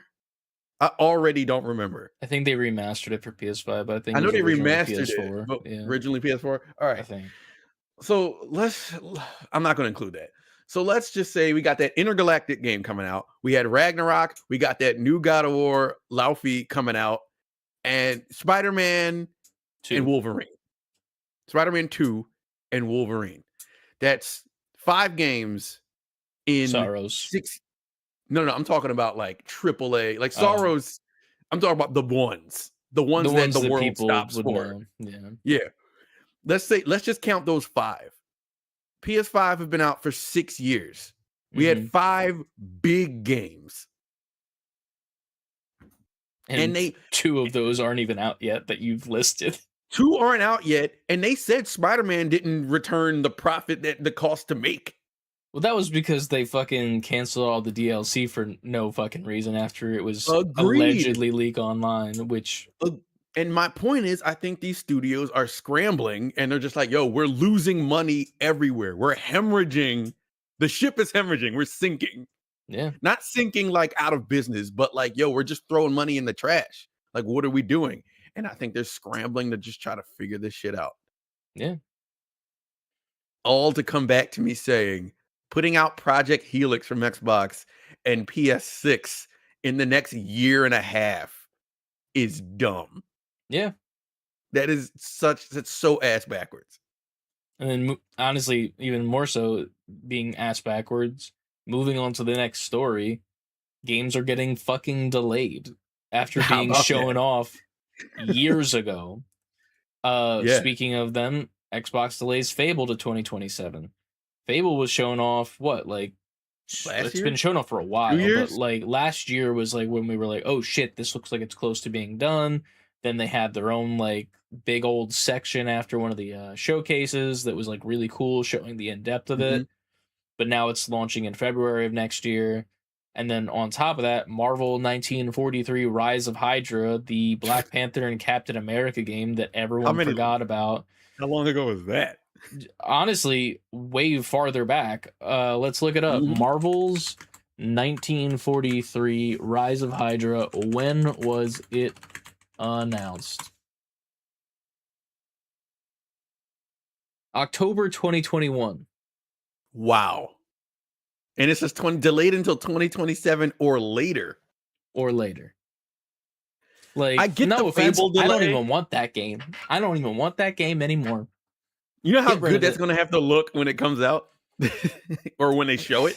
It's not even that it has to look good. It's just like, why do I care? Like, what's there to... No, not to be rude about it, but it's like, what is there to care about this game anymore? You know, it's like we've gotten this technically 3 Spider-Man games. We're getting a third one soon, or fourth one, the finale, I guess. Wolverine's about to come out. This isn't even connected to them. So it's like, what's the point? Like, I would love to have more superhero games because, you know, I'm a fucking superhero guy. I love that shit. No, well, they canceled fucking Wonder Woman. Move this slide up. Yeah, like they canceled so much shit that I'm like, I was looking for it. Like there was a Superman game a while ago that got canceled. There was a Flash game that a while ago got canceled. Fucking Wonder Woman got a full ass teaser trailer at one of the things that we watched, and it looked fucking cool as shit. Canceled. Yeah, it's like, we moved this up too. We got some. These stories are flowing into each other. They really are. And then moving on to the next one, Todd Howard, Marvel's Blade, said it's still in development. Bethesda Game Studios head Todd Howard has given a small but reassuring update on Marvel's Blade, confirming that Arcane Studios' project is still moving forward. Speaking to Entertainment Weekly, Howard said he is not at liberty to reveal when fans will see more of the game, but added that he recently saw new material of the project and praised their work. I saw some stuff on May 21st, and the folks at Arcane are doing a really, really great job. No release window or new gameplay details were shared, but the comments suggest that Marvel's Blade remains active beyond the scenes after a long period of silence. I forgot this even was coming. It's wild, yo. The gaming industry is in shambles. Yeah. It's in shambles. And then I guess moving on from that to the next one, staying in the superhero realm, Marvel's Project Comet. If you haven't heard of it, it was leaked online. It is pretty much a mobile game, I believe, if I saw correctly, according to Insider Gaming. Project Comet is a Marvel mobile ARPG said to be in development at Scopely. The game was first brought up on X by industry insider Miller Ross, while the latest details reportedly come from a large set of leaks shared by Multiversuzi on X. Great username. Leaked material is said to include playable characters, voice lines, character models, UI elements, and gameplay details. Project Comet reportedly features gacha-style mechanics, allowing players to unlock Marvel heroes and villains while building teams for replayable missions. So pretty much in-game purchases. The game is also said to take inspiration from Marvel Ultimate Alliance with 4-player co-op missions, higher difficulty options, and mobile-style ability buttons shown in the leaked UI. Characters mentioned in the leaks include Captain America, Spider-Man, Wolverine, Elektra, Juggernaut, and Silver Samurai, everyone's favorite. Project Comet has not fully been revealed yet, and it remains unclear whether it will be launched beyond iOS and Android.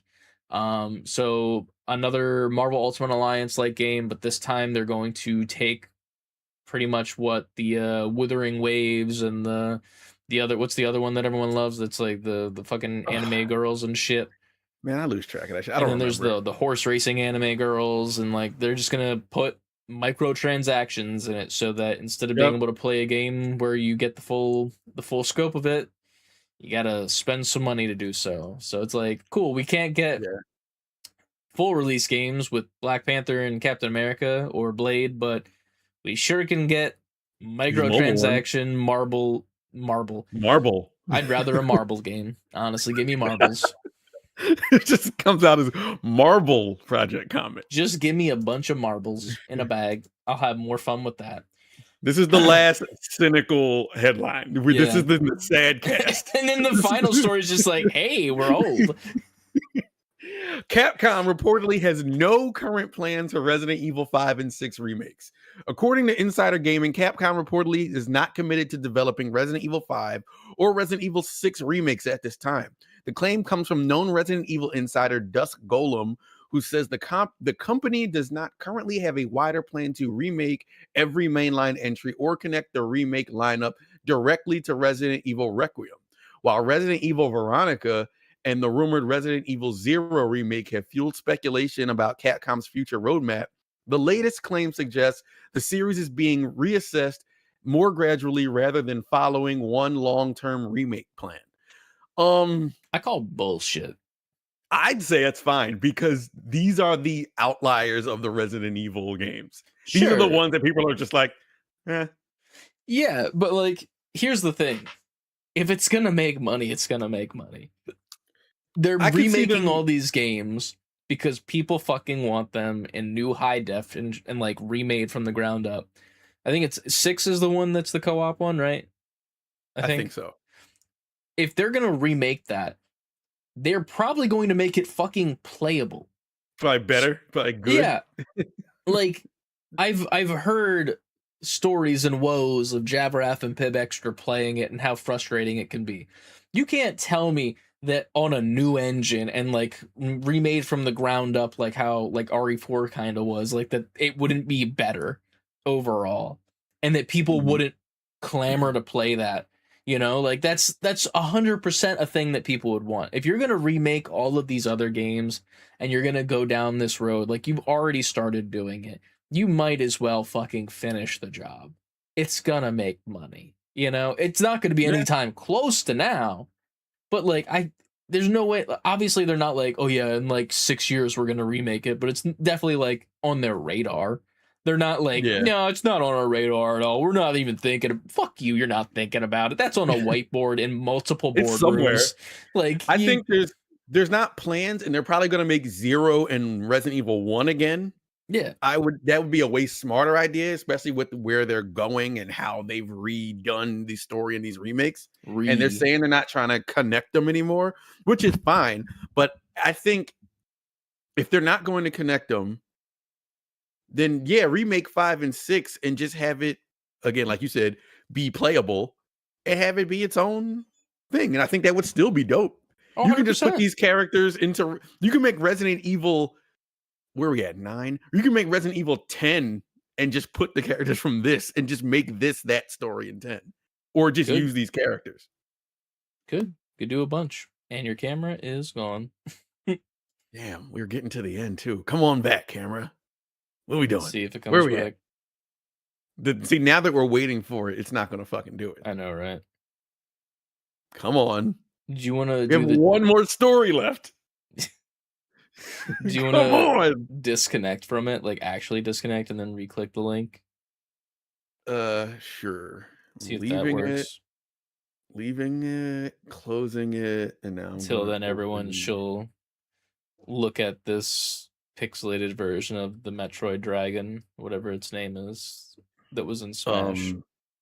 Ridley. Yeah. And I'm back. There you are. All right. Editor Chris has got some fucking work to do. Yeah, no. Yeah, it's gonna. Sorry, Editor Chris. No, you're good.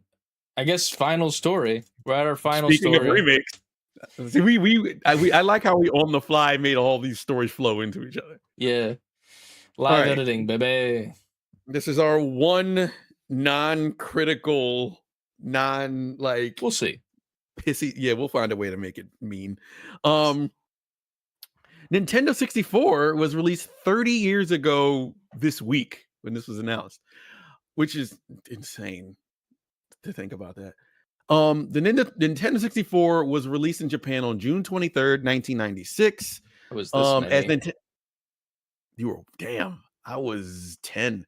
As Nintendo's first fully 3D home console, the Nintendo 64 introduced groundbreaking classics such as Super Mario 64, The Legend of Zelda: Ocarina of Time, GoldenEye 007, and Mario Kart 64. Its innovative analog stick and 4 controller ports helped redefine multiplayer gaming and left a lasting impact on the industry. It sold over 32.9 million consoles worldwide. Nice. Ant's Theory is what it says on this slide, which you can see if you join our Patreon. I labeled this slide Ant's Theory. First, let me address what they said in this. 64, there's a lot of revisionist history going on here. Like, 64 was great for its time. That's easily one of the worst controllers Nintendo has ever shat out. I don't know why this innovative that controller. I mean, innovative doesn't mean good. You're right. But that's, to me, the 64 controller. The 64 controller was made for 2 games. It was made for Mario 64, and it was made for like Ocarina of Time. Like the way the layout, where it felt the most natural. Okay. Every other game, it wasn't the greatest. But anyway, that has nothing to do with my theory. I think you can kind of see where I'm going here. Since you can see the slide. Sure. Star Fox just came out, which was a remake of Star Fox 64. Sure. Ocarina of Time is coming out later this year, which is Star Fox is a remaster, pretty much. Well, it's a remake. They remade that shit. Ocarina of Time is a full from the ground up remake.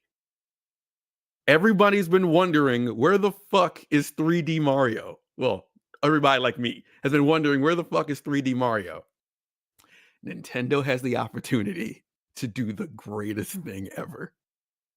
And just remake Super Mario 64, but if they remake Mario 64 from the ground up, which they already gave you a glimpse into that in Odyssey because you can unlock the castle and 64 Mario and all that shit, they that might steer the ship for me back to Nintendo or sure. Nintendo hype. I'll say it's so crazy to me that like today's gaming like hype like lives around remakes and like remasters and all this shit, like because it's all nostalgia based, but then it's like putting like a fresh coat of paint on it and like bringing it into modern times, right?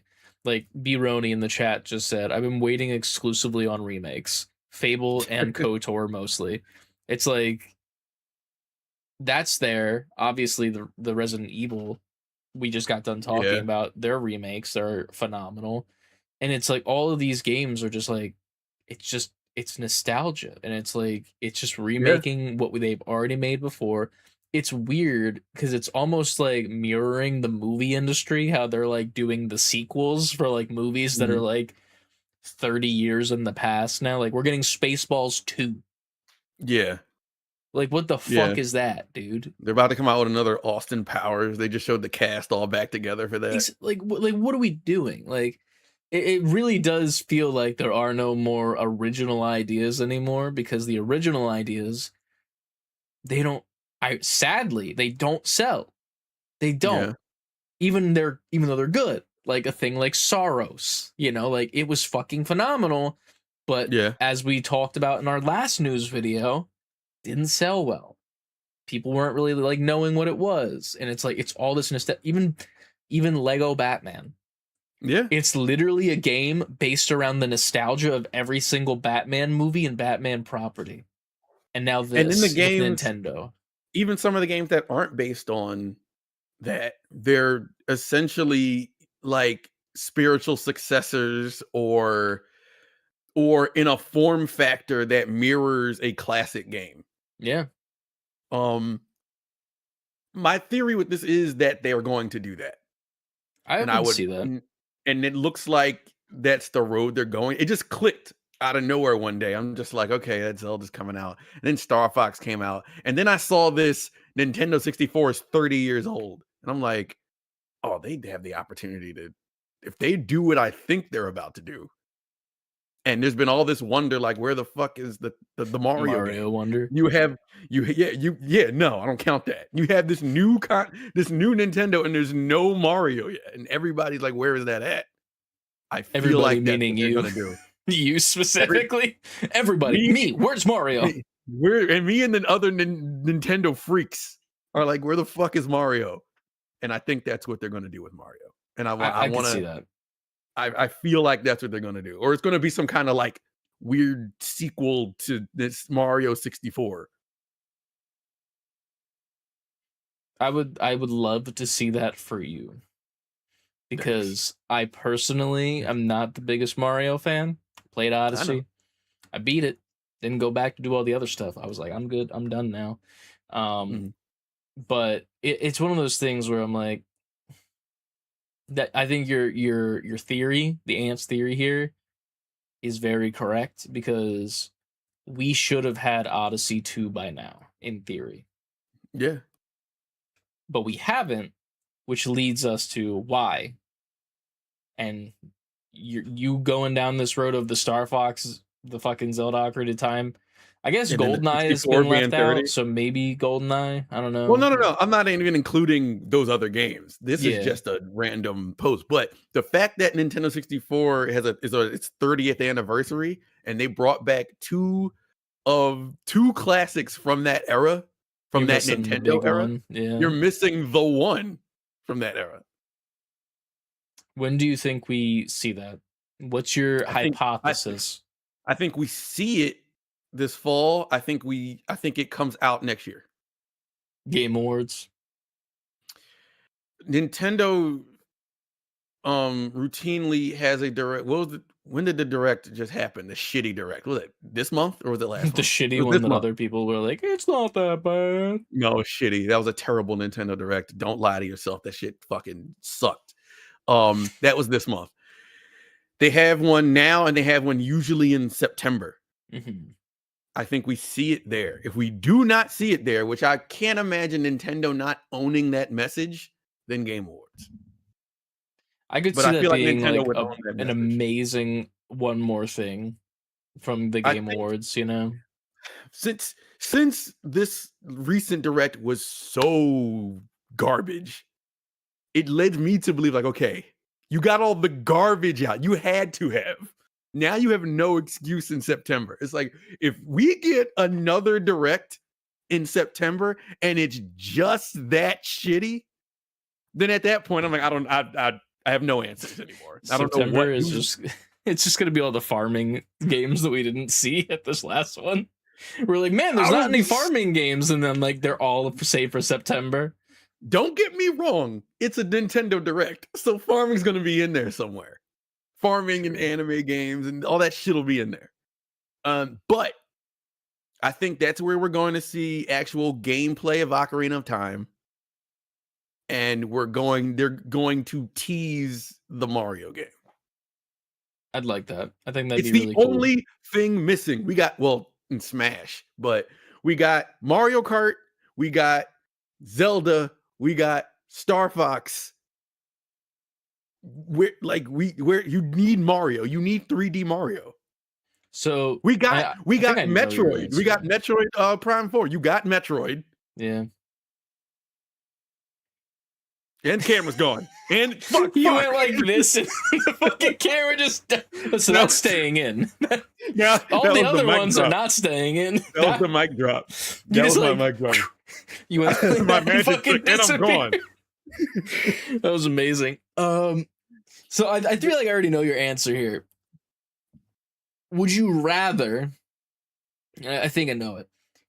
Have that Mario 64 remake or whatever the hell it is, like Odyssey 2, whatever the fuck it is, that 3D Mario, or the next Smash? Don't. Why would you do that? Like, here's the thing: we know that both are probably going to come, but what would you prefer first? Right now, give me Mario. You think Mario? Because I think I agree with you. Where it's like, it's insane there hasn't been a Mario in so long. You know, like Smash Odyssey is like 10 Ultimate years ago, is yo. fine. Like Ultimate Not can 10, live like 9. My bad. Go ahead.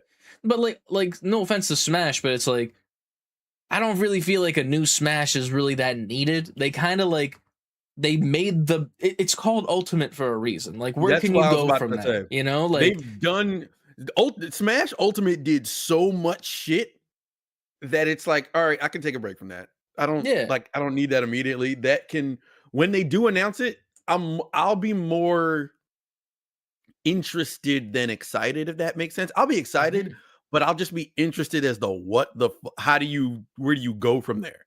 And please don't give me Smash Brothers Ultimate Deluxe. Don't do that. Don't deluxe me. Don't just add extra character. No, make a new game. Make it Smash Brothers Omega. Whatever. Call it what you want. Just make it a new game. I think that'd be good. I can wait for that. But all right, Mario, keep an eye out. Your time is up, dog. It's time. You heard it here first. We're gonna come back to this sad ass episode if that happens. Where my theory. You remember when we said we wanted to keep this short and it's been 2 hours? Yeah, I know. I thought about it. Yeah. Honestly, here's the thing though. Like, I feel like we needed a main pod. We had to do a main pod. I could also do some cutting here and there for like stuff too, and like whittle some stuff down for like the main pod. And then for the news video, it can be like the big chunk of everything. But that's a little bit behind the scenes talk. That has been the Save Before Quitting podcast. We haven't done this live in a while. We did it live on our Twitch, twitch.tv/save_before_quitting, which is also the social media you can follow us at over on Twitter, Instagram, TikTok, Twitch, and YouTube. Titty, sorry. I was looking at something else. Titty. But yeah, you can follow us in all those places. You can follow us on Patreon as well, the same exact spot where we give you extra content, a couple extra podcasts a month when we do get the chance to record them. I do extra series over there where I play different games and shit, behind the scenes, all that jazz. And then also our main website, SaveBeforeQuitting.com, where our merch is at. Also, the biggest thing, join the Discord. Link is down in the description. As always, where you could join the conversation, post the news stories you want us to talk about. If you disagree with us on everything we're talking about, you think Mario should stay in the grave, go tell Ant in the news section. And I'll curse you out. Yeah. But you're right, CLD. This is my Silk song. It needs to come on. Hell yeah. But yeah, that's pretty much all for us. We thank you guys for being here. Before Mario comes out of his grave on the 30th year to this day, make sure you always save before quitting. And we'll see you guys next time. And now we're here with just the live audience. Thank you guys for being here for this. It's been a minute. It has. It was needed though. Oh yeah, for sure. It was a last minute decision to go live for the pod and the news. So we appreciate you all for hanging out for a little bit, tossing in a little bit of 2 cents here and there. Now the real question is, do we stay alive and play Impulse? I definitely want to play Impulse. You also 100%. Are currently technically at work, and by technically I mean actually. Yeah, here's my work laptop, everybody. Let's see if I got any messages. I didn't have any meetings, so I just like, you know what? Okay. Man, there's so many good games on sale from the Steam Summer Sale right now. I played, like I said, I played Star Fox. I downloaded that game, The Adventures of Elliot or whatever, that Square action RPG. Hmm. Y'all mentioned it in the, or somebody mentioned it in the y'all's what's that shit called that y'all got in the Discord? The D&D one. Or no, the We Playing Games, the Nicole one. Yeah. Yeah. Your fuck, what's the thing y'all have? The Fantasy League. It was mentioned in Oh, there yeah, or yeah, brought yeah. up. But I got that. I haven't started it yet. Yeah, shout out to you, B-Roni. I feel like it's Appreciate you. y'all should do these more. I was thinking even earlier how you guys were like, yeah, man. I that's what kind of made me want to do it. I feel like lately we've been on here together, but I think we need more together shit, and it shouldn't just always be us playing a game that some people may or may not be interested in. I mean, we need to like flex our gaming opinion and knowledge too. Hell yeah. I do need to go let these dogs out real quick. So while I do that, you can entertain the stream and decide whether or not we're playing Impulse for a couple games or not. Put up the BRB thing. I have to go to the bathroom. All right, I will do that. We will be back. I'll toss on some music for the folks at home. If you guys decide to stick around, we might play some games, or we might just say see ya. We'll see what happens. Bye.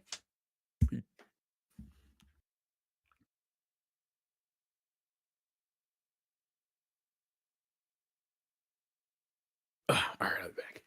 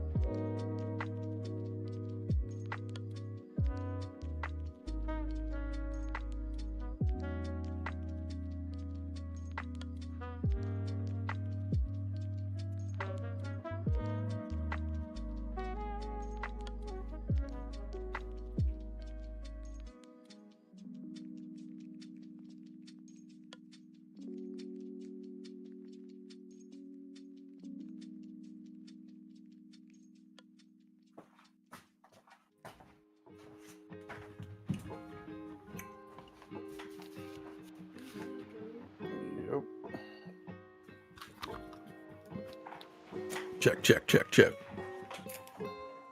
Yo, you back? I am. All right. Shoveling food into my face. Hell yeah. I had my egg omelet today, so I'm not allowed to eat anything till Supergirl later. Hey. I've been seeing like the reviews about it too, and I've been seeing the same things you saw too, where it's like everybody's performance is great, but the editing feels so bad. Like they left like a bunch of stuff on the editing room floor, and like they had to cut it for time, is what I kept hearing. Really? I didn't hear that part. Cutting for time. It feels like they had to cut it for time because like if there's like weird cuts. Okay. Like one person, I think they said that there's like a lot of emotional moments because like I mean I read the book that it's based on. It's a sad book. Like she's traumatized. She's a very trauma-filled individual and shit. And fucking what's it called? There's like people who are saying like there's like moments where you're like, oh man, I feel for her. Like I'm like on the verge of wanting to cry. Like I'm like right about to be, and then it cuts to like something else, and you're like, what the fuck was it's that? Like a jarring cut. Yeah, like that. So it feels like there was. It feels like they cut like the breathing space out almost, if that makes sense. Like there's not like good transitions more so. And then it's also funny to me the people that are saying the gun has jammed. Have you seen that? Yes, I've seen that. Which is hilarious because he didn't direct it.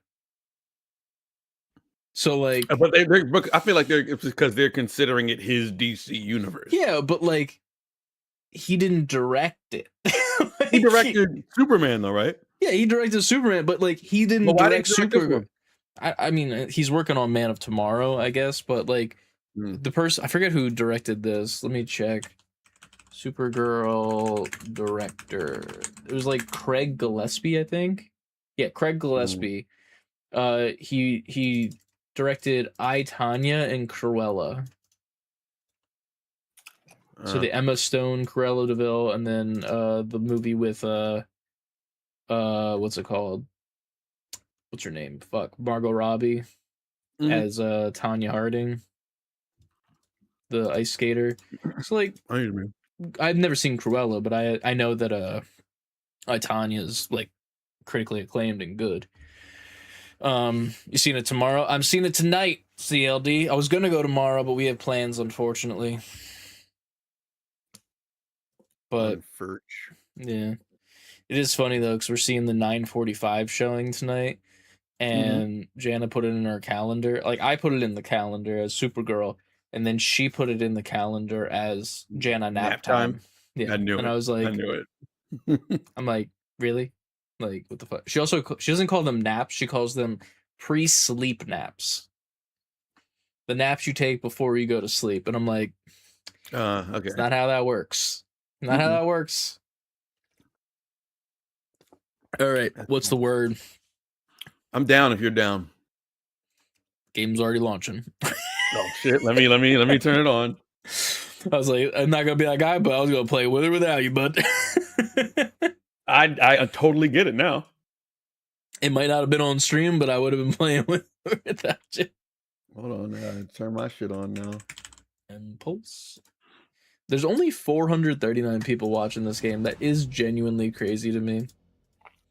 Like I would, we really do this enough. We can corner the market. Not even as a joke. Yeah. All right, let me get the live scene set up.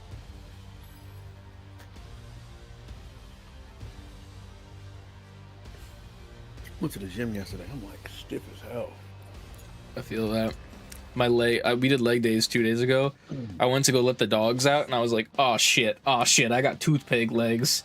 Like you know, like when they're just like there's like two fucking sticks and you can't bend them at your knee and shit. It was bad. Man. It was also no bueno. Let me say thank you for looking up how to like do the screen switch thing. I use it every time I play this game now. Every single time I've launched it, I've had to do it. Goddamn. All right, let's get it. I don't have enough for the broker. What are today's daily gigs? Earn 2,500 points, get 30 kills or assists with a short-range weapon or sledgehammer, and get 50 kills or assists. Oh, hell yeah, dude. The percussion it is.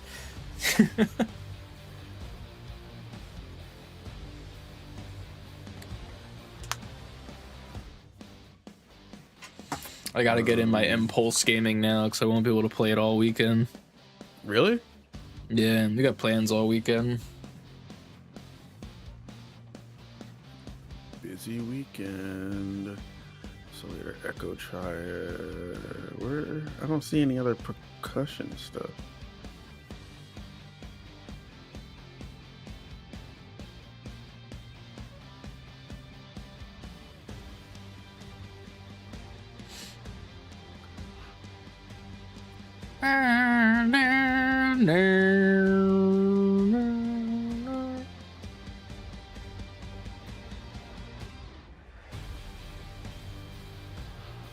Squid knee percussion.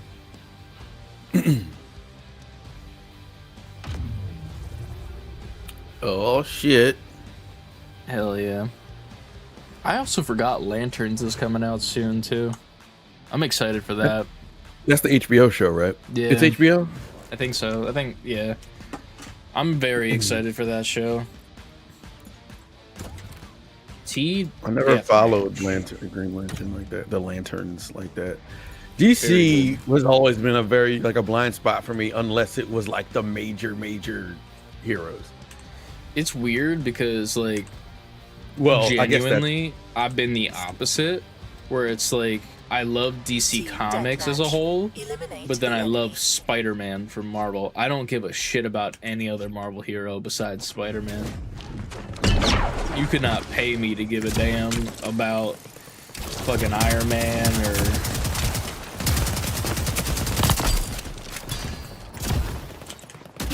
Like for me with DC, if it wasn't like Batman or Superman, I was kind of like in the dark. Like I didn't even care.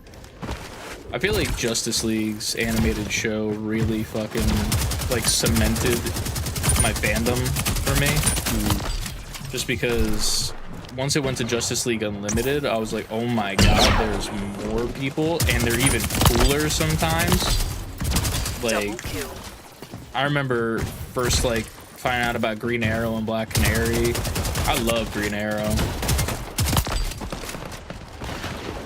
Black Canary. Double kill. Also then Injustice did like a lot for me too. Injustice, yeah, Injustice is good.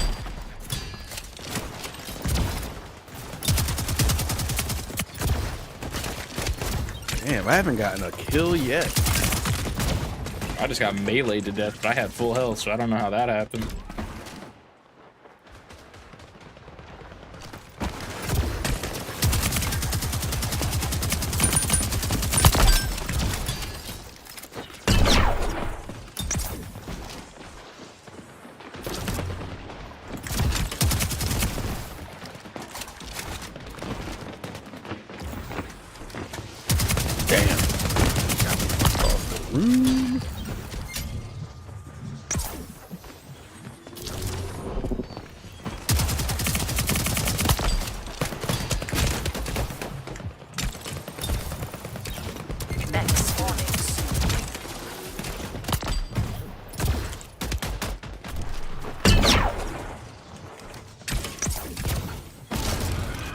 Mech spawn. Mine. Mech spawn. That's you in the mech? Yeah, I'm in the little tunnel, but there's another mech on the other side over there, right where you're at. 5 kill streak.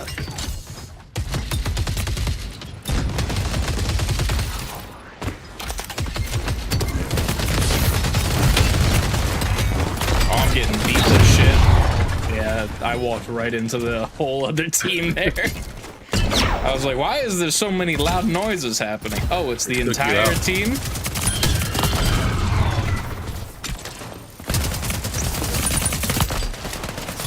Double kill.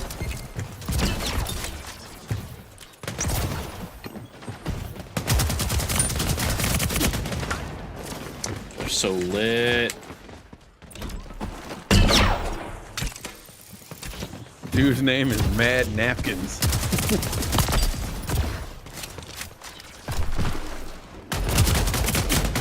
There's like 4 of them just standing in the middle of the map. That's crazy. Yeah, got one.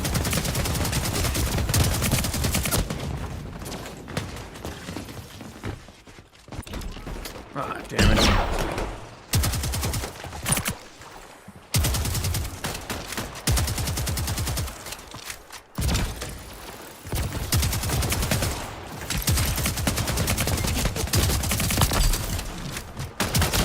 Damn it.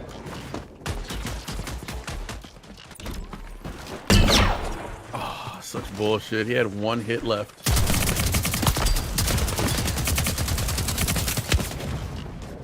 Wow, they spawned me right near the enemy.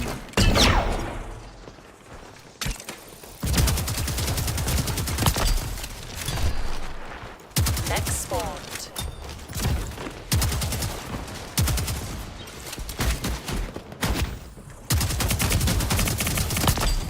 Mech spawned.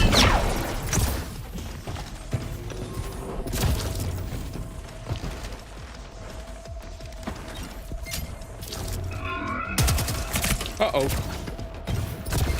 Oh, damn it. Their mech showed up. I think they got the other one's still open. Yeah, it killed me.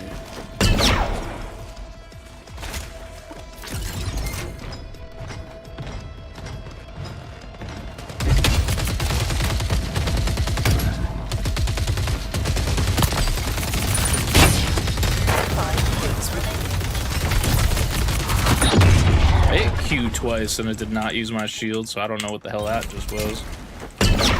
5 minutes remaining. 3 kills remaining. We got this. We just need one more. gonna happen any second. Got it. Got it. Oh, was that me? Complete. All ¿Por qué no enemy los threats have been dos? eliminated. Yeah, right.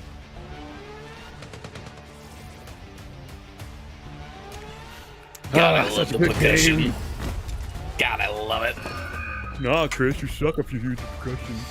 Dude, that guy last night was having a bad time. I feel like he was just having a bad day. And then was like, man, using that gun, you fucking suck, man. One bad game. Yeah. Yeah. Alright. Still don't have no more. Oh, I have enough credits to buy Little Man. Give me Little Man. Give me 2 Little Man. Give me 2 little man. 2 Little Man. Open up my prizes, please. Give me purple. That's a blue. That's not what I wanted. All right. I got another Volta. Oh, this actually has a kill counter on it. That's sick. Some of them You have can do like, that from the menu where you are now. yeah, from the broker menu at the top. I No, went but back to main menu. oh, okay. I always do that before queuing again. I want this Lancer because she looks cool as hell. Kyria, you get her at level 71. Oh, yeah, let me go into that area. The Volta is what I just got the skin for. Oh, Nebula, that's there. Botanica. Oh, I like the Botanica. We're using that.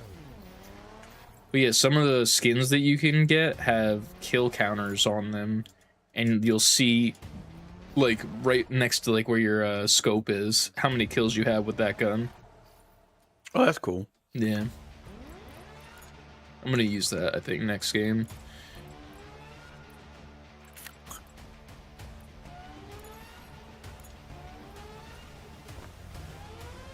So are all the rewards cosmetic at this point? I'm assuming so. Pretty much, like, stickers and stuff, too. Like, there's emotes and whatnot you can add to your comms wheel. But I haven't really done that yet. Like, I just put the first emote on that, so... Like I said, nothing else I can buy with my cred. Is it only... It's just the little guys, yeah. Just a little Wait, guy. how do I get to the little... Oh, yeah, I gotta buy Broker. something first. Yeah. Camera's gone.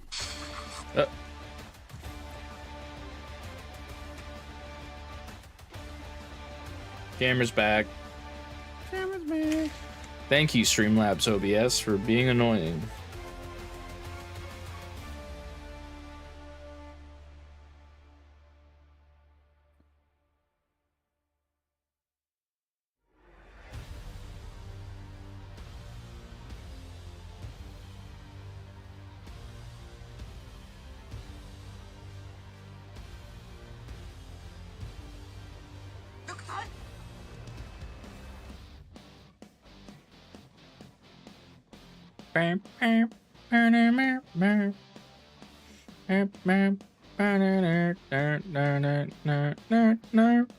Hey, little delivery man. Dude, they had the McFarlane Toys team had the actress who plays Supergirl and then the actress who plays the other female character. I don't know what her name is off the top of my head. The other woman character that has the sword. To like look at all the toys and shit that they made for the movie. They did not make one of the little girl with the sword. So she's just like standing there like, oh wow, there's 3 different Supergirls and a Lobo. Where's me? Like, Where am I? Like, how fucking rude. They did the same thing with Superman when it came out. They didn't make a fucking Hawk Girl. They didn't make a Guy Gardner. They made a Mr. Terrific and a Lex Luthor. And then they made a fucking, like, statue version of the fucking baby. What a baby determines that? Joey. Why? Because Todd McFarlane's a fucking idiot. There's a reason that he's losing the license. Do I buy a lot of his stuff? Yes. But he's a fucking idiot. He's like, yeah, people don't buy women action figures. And, like, why would they do that? It's a girl. Ew. Like, fuck you, guy. Fuck you. That's a really weird hill to stand on. Yeah, it's so bad. And it's funny because they're losing the license at the end of the year. So now he's, like, finally making women characters. Like, he's had the license since, like, 2020-ish. Not once has he made a Poison Ivy. He just finally made one. Meanwhile, there's literally a Harley Quinn and Poison Ivy television show that's been ongoing the entire time he's had the license. Never made a Yeah, it Poison seems like he's Ivy. leaving money on the table with that one. Yeah, insane. He's made a Superman from the Hush comic where he gets like mind controlled by Poison Ivy, but he has not made Poison Ivy. He's made the vines that you can put on the Superman figure so that he's controlled by Poison Ivy, But not the character the it comes Poison from. Ivy. Yeah, it's crazy. Like, how fucking abysmal are you as a human? Also, why 3-minute queue time? I was about to say that. It's been 3 minutes. Again, we restart.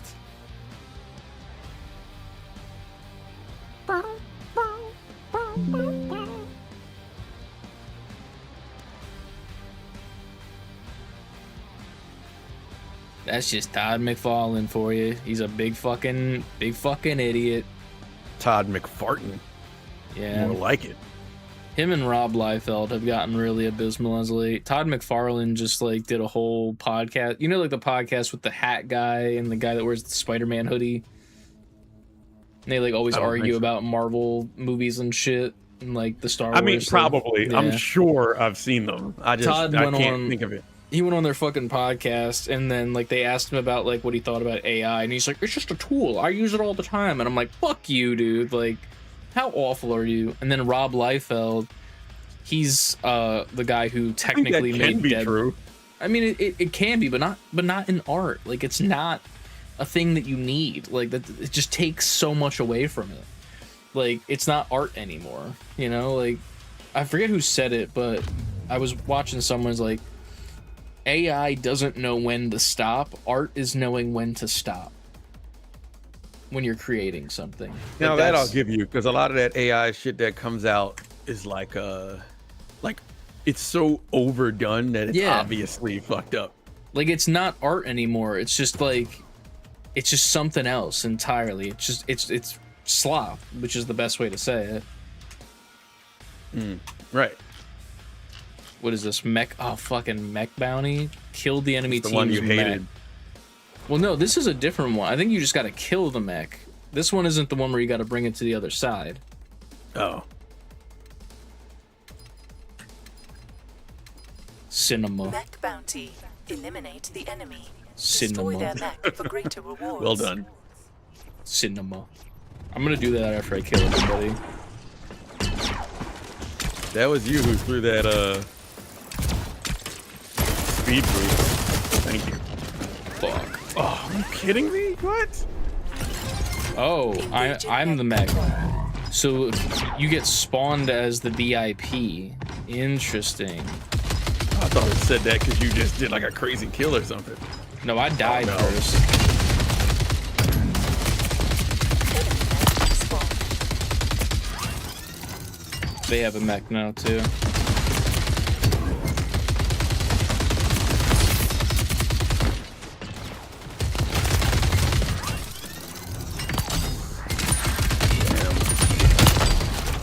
Double kill.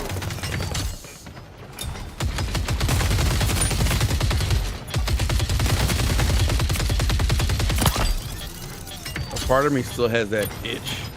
Like, you know, the FPS itch where like your finger automatically goes to the button to throw grenades, but this game doesn't have grenades. So I'm like, oh yeah, I can't do that. Or else I'm just throwing a speed boost across the screen.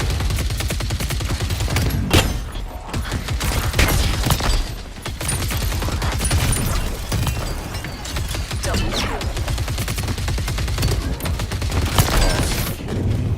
I blew it up. Mech destroyed. Mech ace. Mech respawned.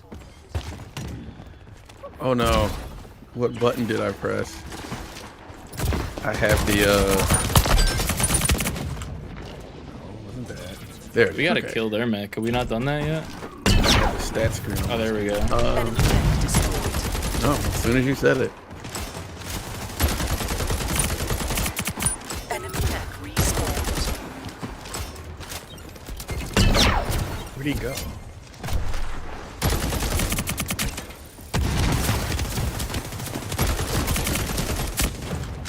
Damn it. I gotta get better attachments for this gun.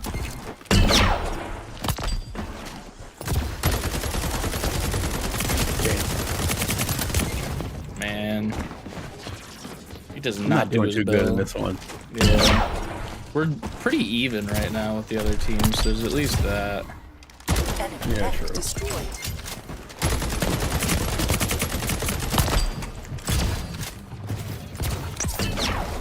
Enemy mech respawned. Mech was destroyed.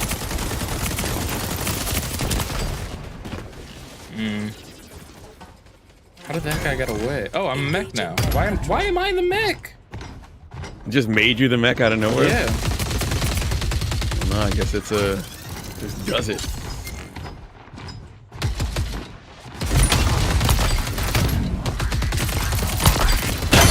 Double kill. Oh, shit. Triple kill. Come help me, please. I'm trying to being get to you. I swarmed. found their mech.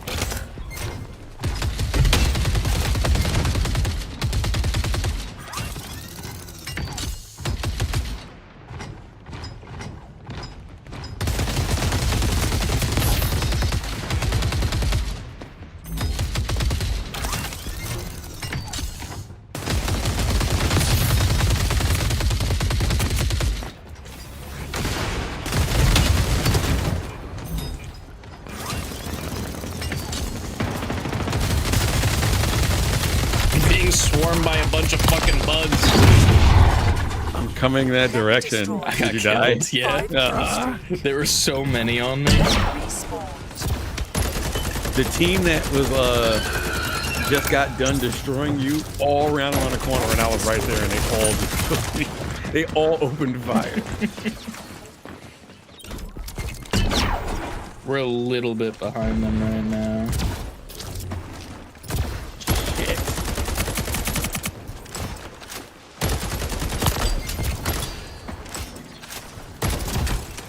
Enemy mech respawned.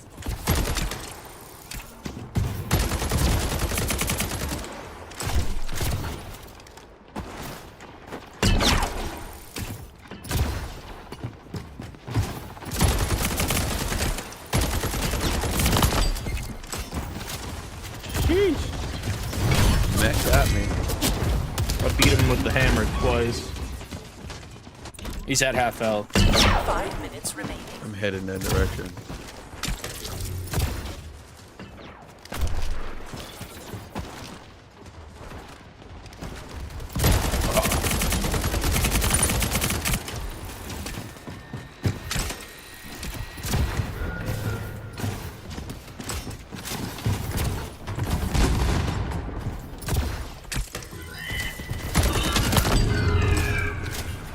Enemy mech destroyed.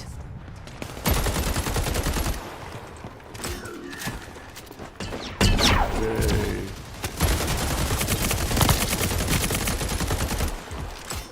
Enemy mech respawned.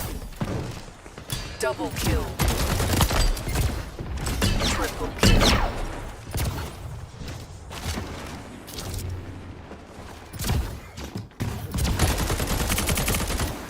Damn. Hit that shit with the hammer like 3 times, Mech but was destroyed. Mech respawned. I got killed. I also got it like 3-4 times. It's like half health-ish.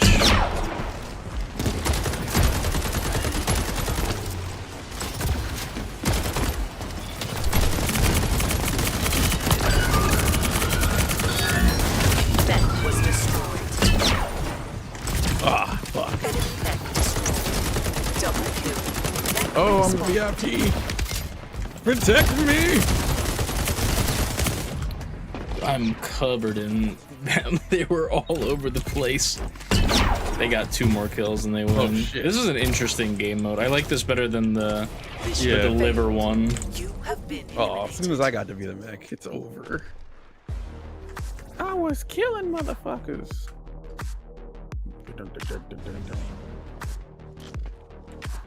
Bro, when you get swarmed by them, it's fucking scary. Yeah, it is. You're just like, oh, I'm just exactly where I need to be. I'm a little mech, wee, and then fucking You're just flying around, dude, like mosquitoes. so bad.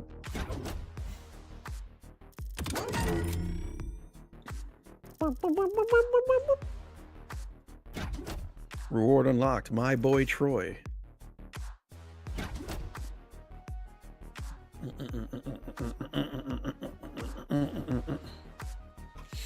Ooh, I got a new attachment. Let me go back to the main menu to toss that on. Toss that on. More ammo. I think I need to get the damage one, the reinforce rounds with this. Just because it's not really doing it for me otherwise.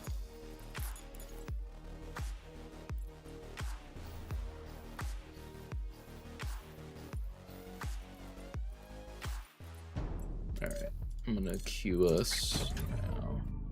Matchmaking failed. Matchmaking is temporarily disabled for maintenance. Oh no. Oh no. That might be the end of the stream. What happened? I can't matchmake. Matchmaking is temporarily disabled for maintenance. Well, what? Damn. 626 hotfix. Heads up. Impulse will be offline starting at 11:30 a.m. PT for up to an hour while we release hotfix. The hotfix features a number of changes, including a buff to speed paint and a nerf to controller aim assist on PC. More detailed patch notes incoming shortly. So We've potted too long, Chris. yeah, I mean we got a game or two in, so we got to play a little bit, but I think that honestly is the end of the stream though, because yeah, it's over now. Yeah, well, why be on a computer if you can't play this game? If you can't impulse, then why the fuck are we here? Then why PC?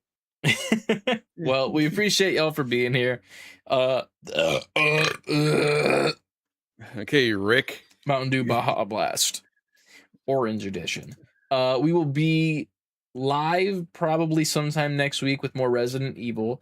More Resident Evil videos should be out later today. I gotta get the thumbnail down and the video description and all that jazz. That should be out episode 16, I think it is. Episode 16. Episode 15 and 14, the quality was a little poo-poo because the audio was scuffed, so I had to boost it. But now the audio's good. So there should be good audio for the videos for you. So go check that out. We get to play as Leon again and Grace. I think we're getting close to the part where the creepy children are at too. So that'll be fun to rewatch in post. Gotta clip that part where the thing falls from the top. Dude, I mean, I clipped it when it first happened, so I can edit that up and cross clip. Because I have like a preset camera thing set up so it has both of our cameras from when we play digital and then also a preset for when we're playing together. So that was, I think we were both on the couch, right? I think, or no?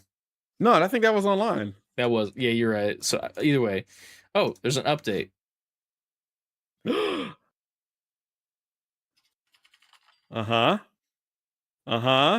What's it say? I don't know. There's an update for Impulse right now, and I'm updating as we speak. I'm just saying. Oh, I'm in training mode. I guess I should exit and update. Maybe. I'm gonna launch the game just to test to see if I'm still able to if the matchmaking's down. Because it said up to an hour. Wait, how does that make any sense? It said 11:30 they were going down, and it's 12:41. Well, it said PT, right? So that's a different time zone. Okay, so that would have been 10 minutes ago, right? Mm-hmm. Technically, but then the update just got put out. Hold on, let me go to mine now. Let's see. Login error. Servers are offline for an update that will be back up around 12:30 p.m. PT. Okay, so 3:30. Updating mine now. It won't be back up till 3:30 according to them, but we're gonna call the stream there. Thank you for CLD and Brony for hanging out for the live recording. I'm gonna go watch Supergirl later tonight. Have a good night. If you go to see Supergirl, have fun with it. That's the main thing. Try to have fun with it. Apparently the character work is great, is what I'm hearing, but then the editing style is weird because it feels like they cut out some crucial stuff. That's the main shit that I'm hearing. And if that's all it is, I don't care. I just want to see David Cornsweet being technically the younger cousin, but older cousin now. Like, he's still technically younger than her, but not really anymore. Either way, I want to see that shit. I want to see some Krypton. I want to see Lobo for the first time. I watched Aquaman: The Lost Kingdom the other night, and I wanted to kill myself. It's so bad. Is that the second one? It's the second one. It's fucking awful, dude. I saw the first one. I didn't see the second one. If you have a chance to go watch it on HBO Max, I highly recommend you don't, but do it if you want to see a bad movie, because it's fucking bad, dude. It's so funny because like watching him act as Aquaman is like, oh, cool, Lobo. Like now I'm like seeing it, and I'm like, oh, so you just cool, okay. But it's really bad. It's a really bad movie. So damn. Go check that out if you want to see Jason Momoa pre-white face paint. Have a good day.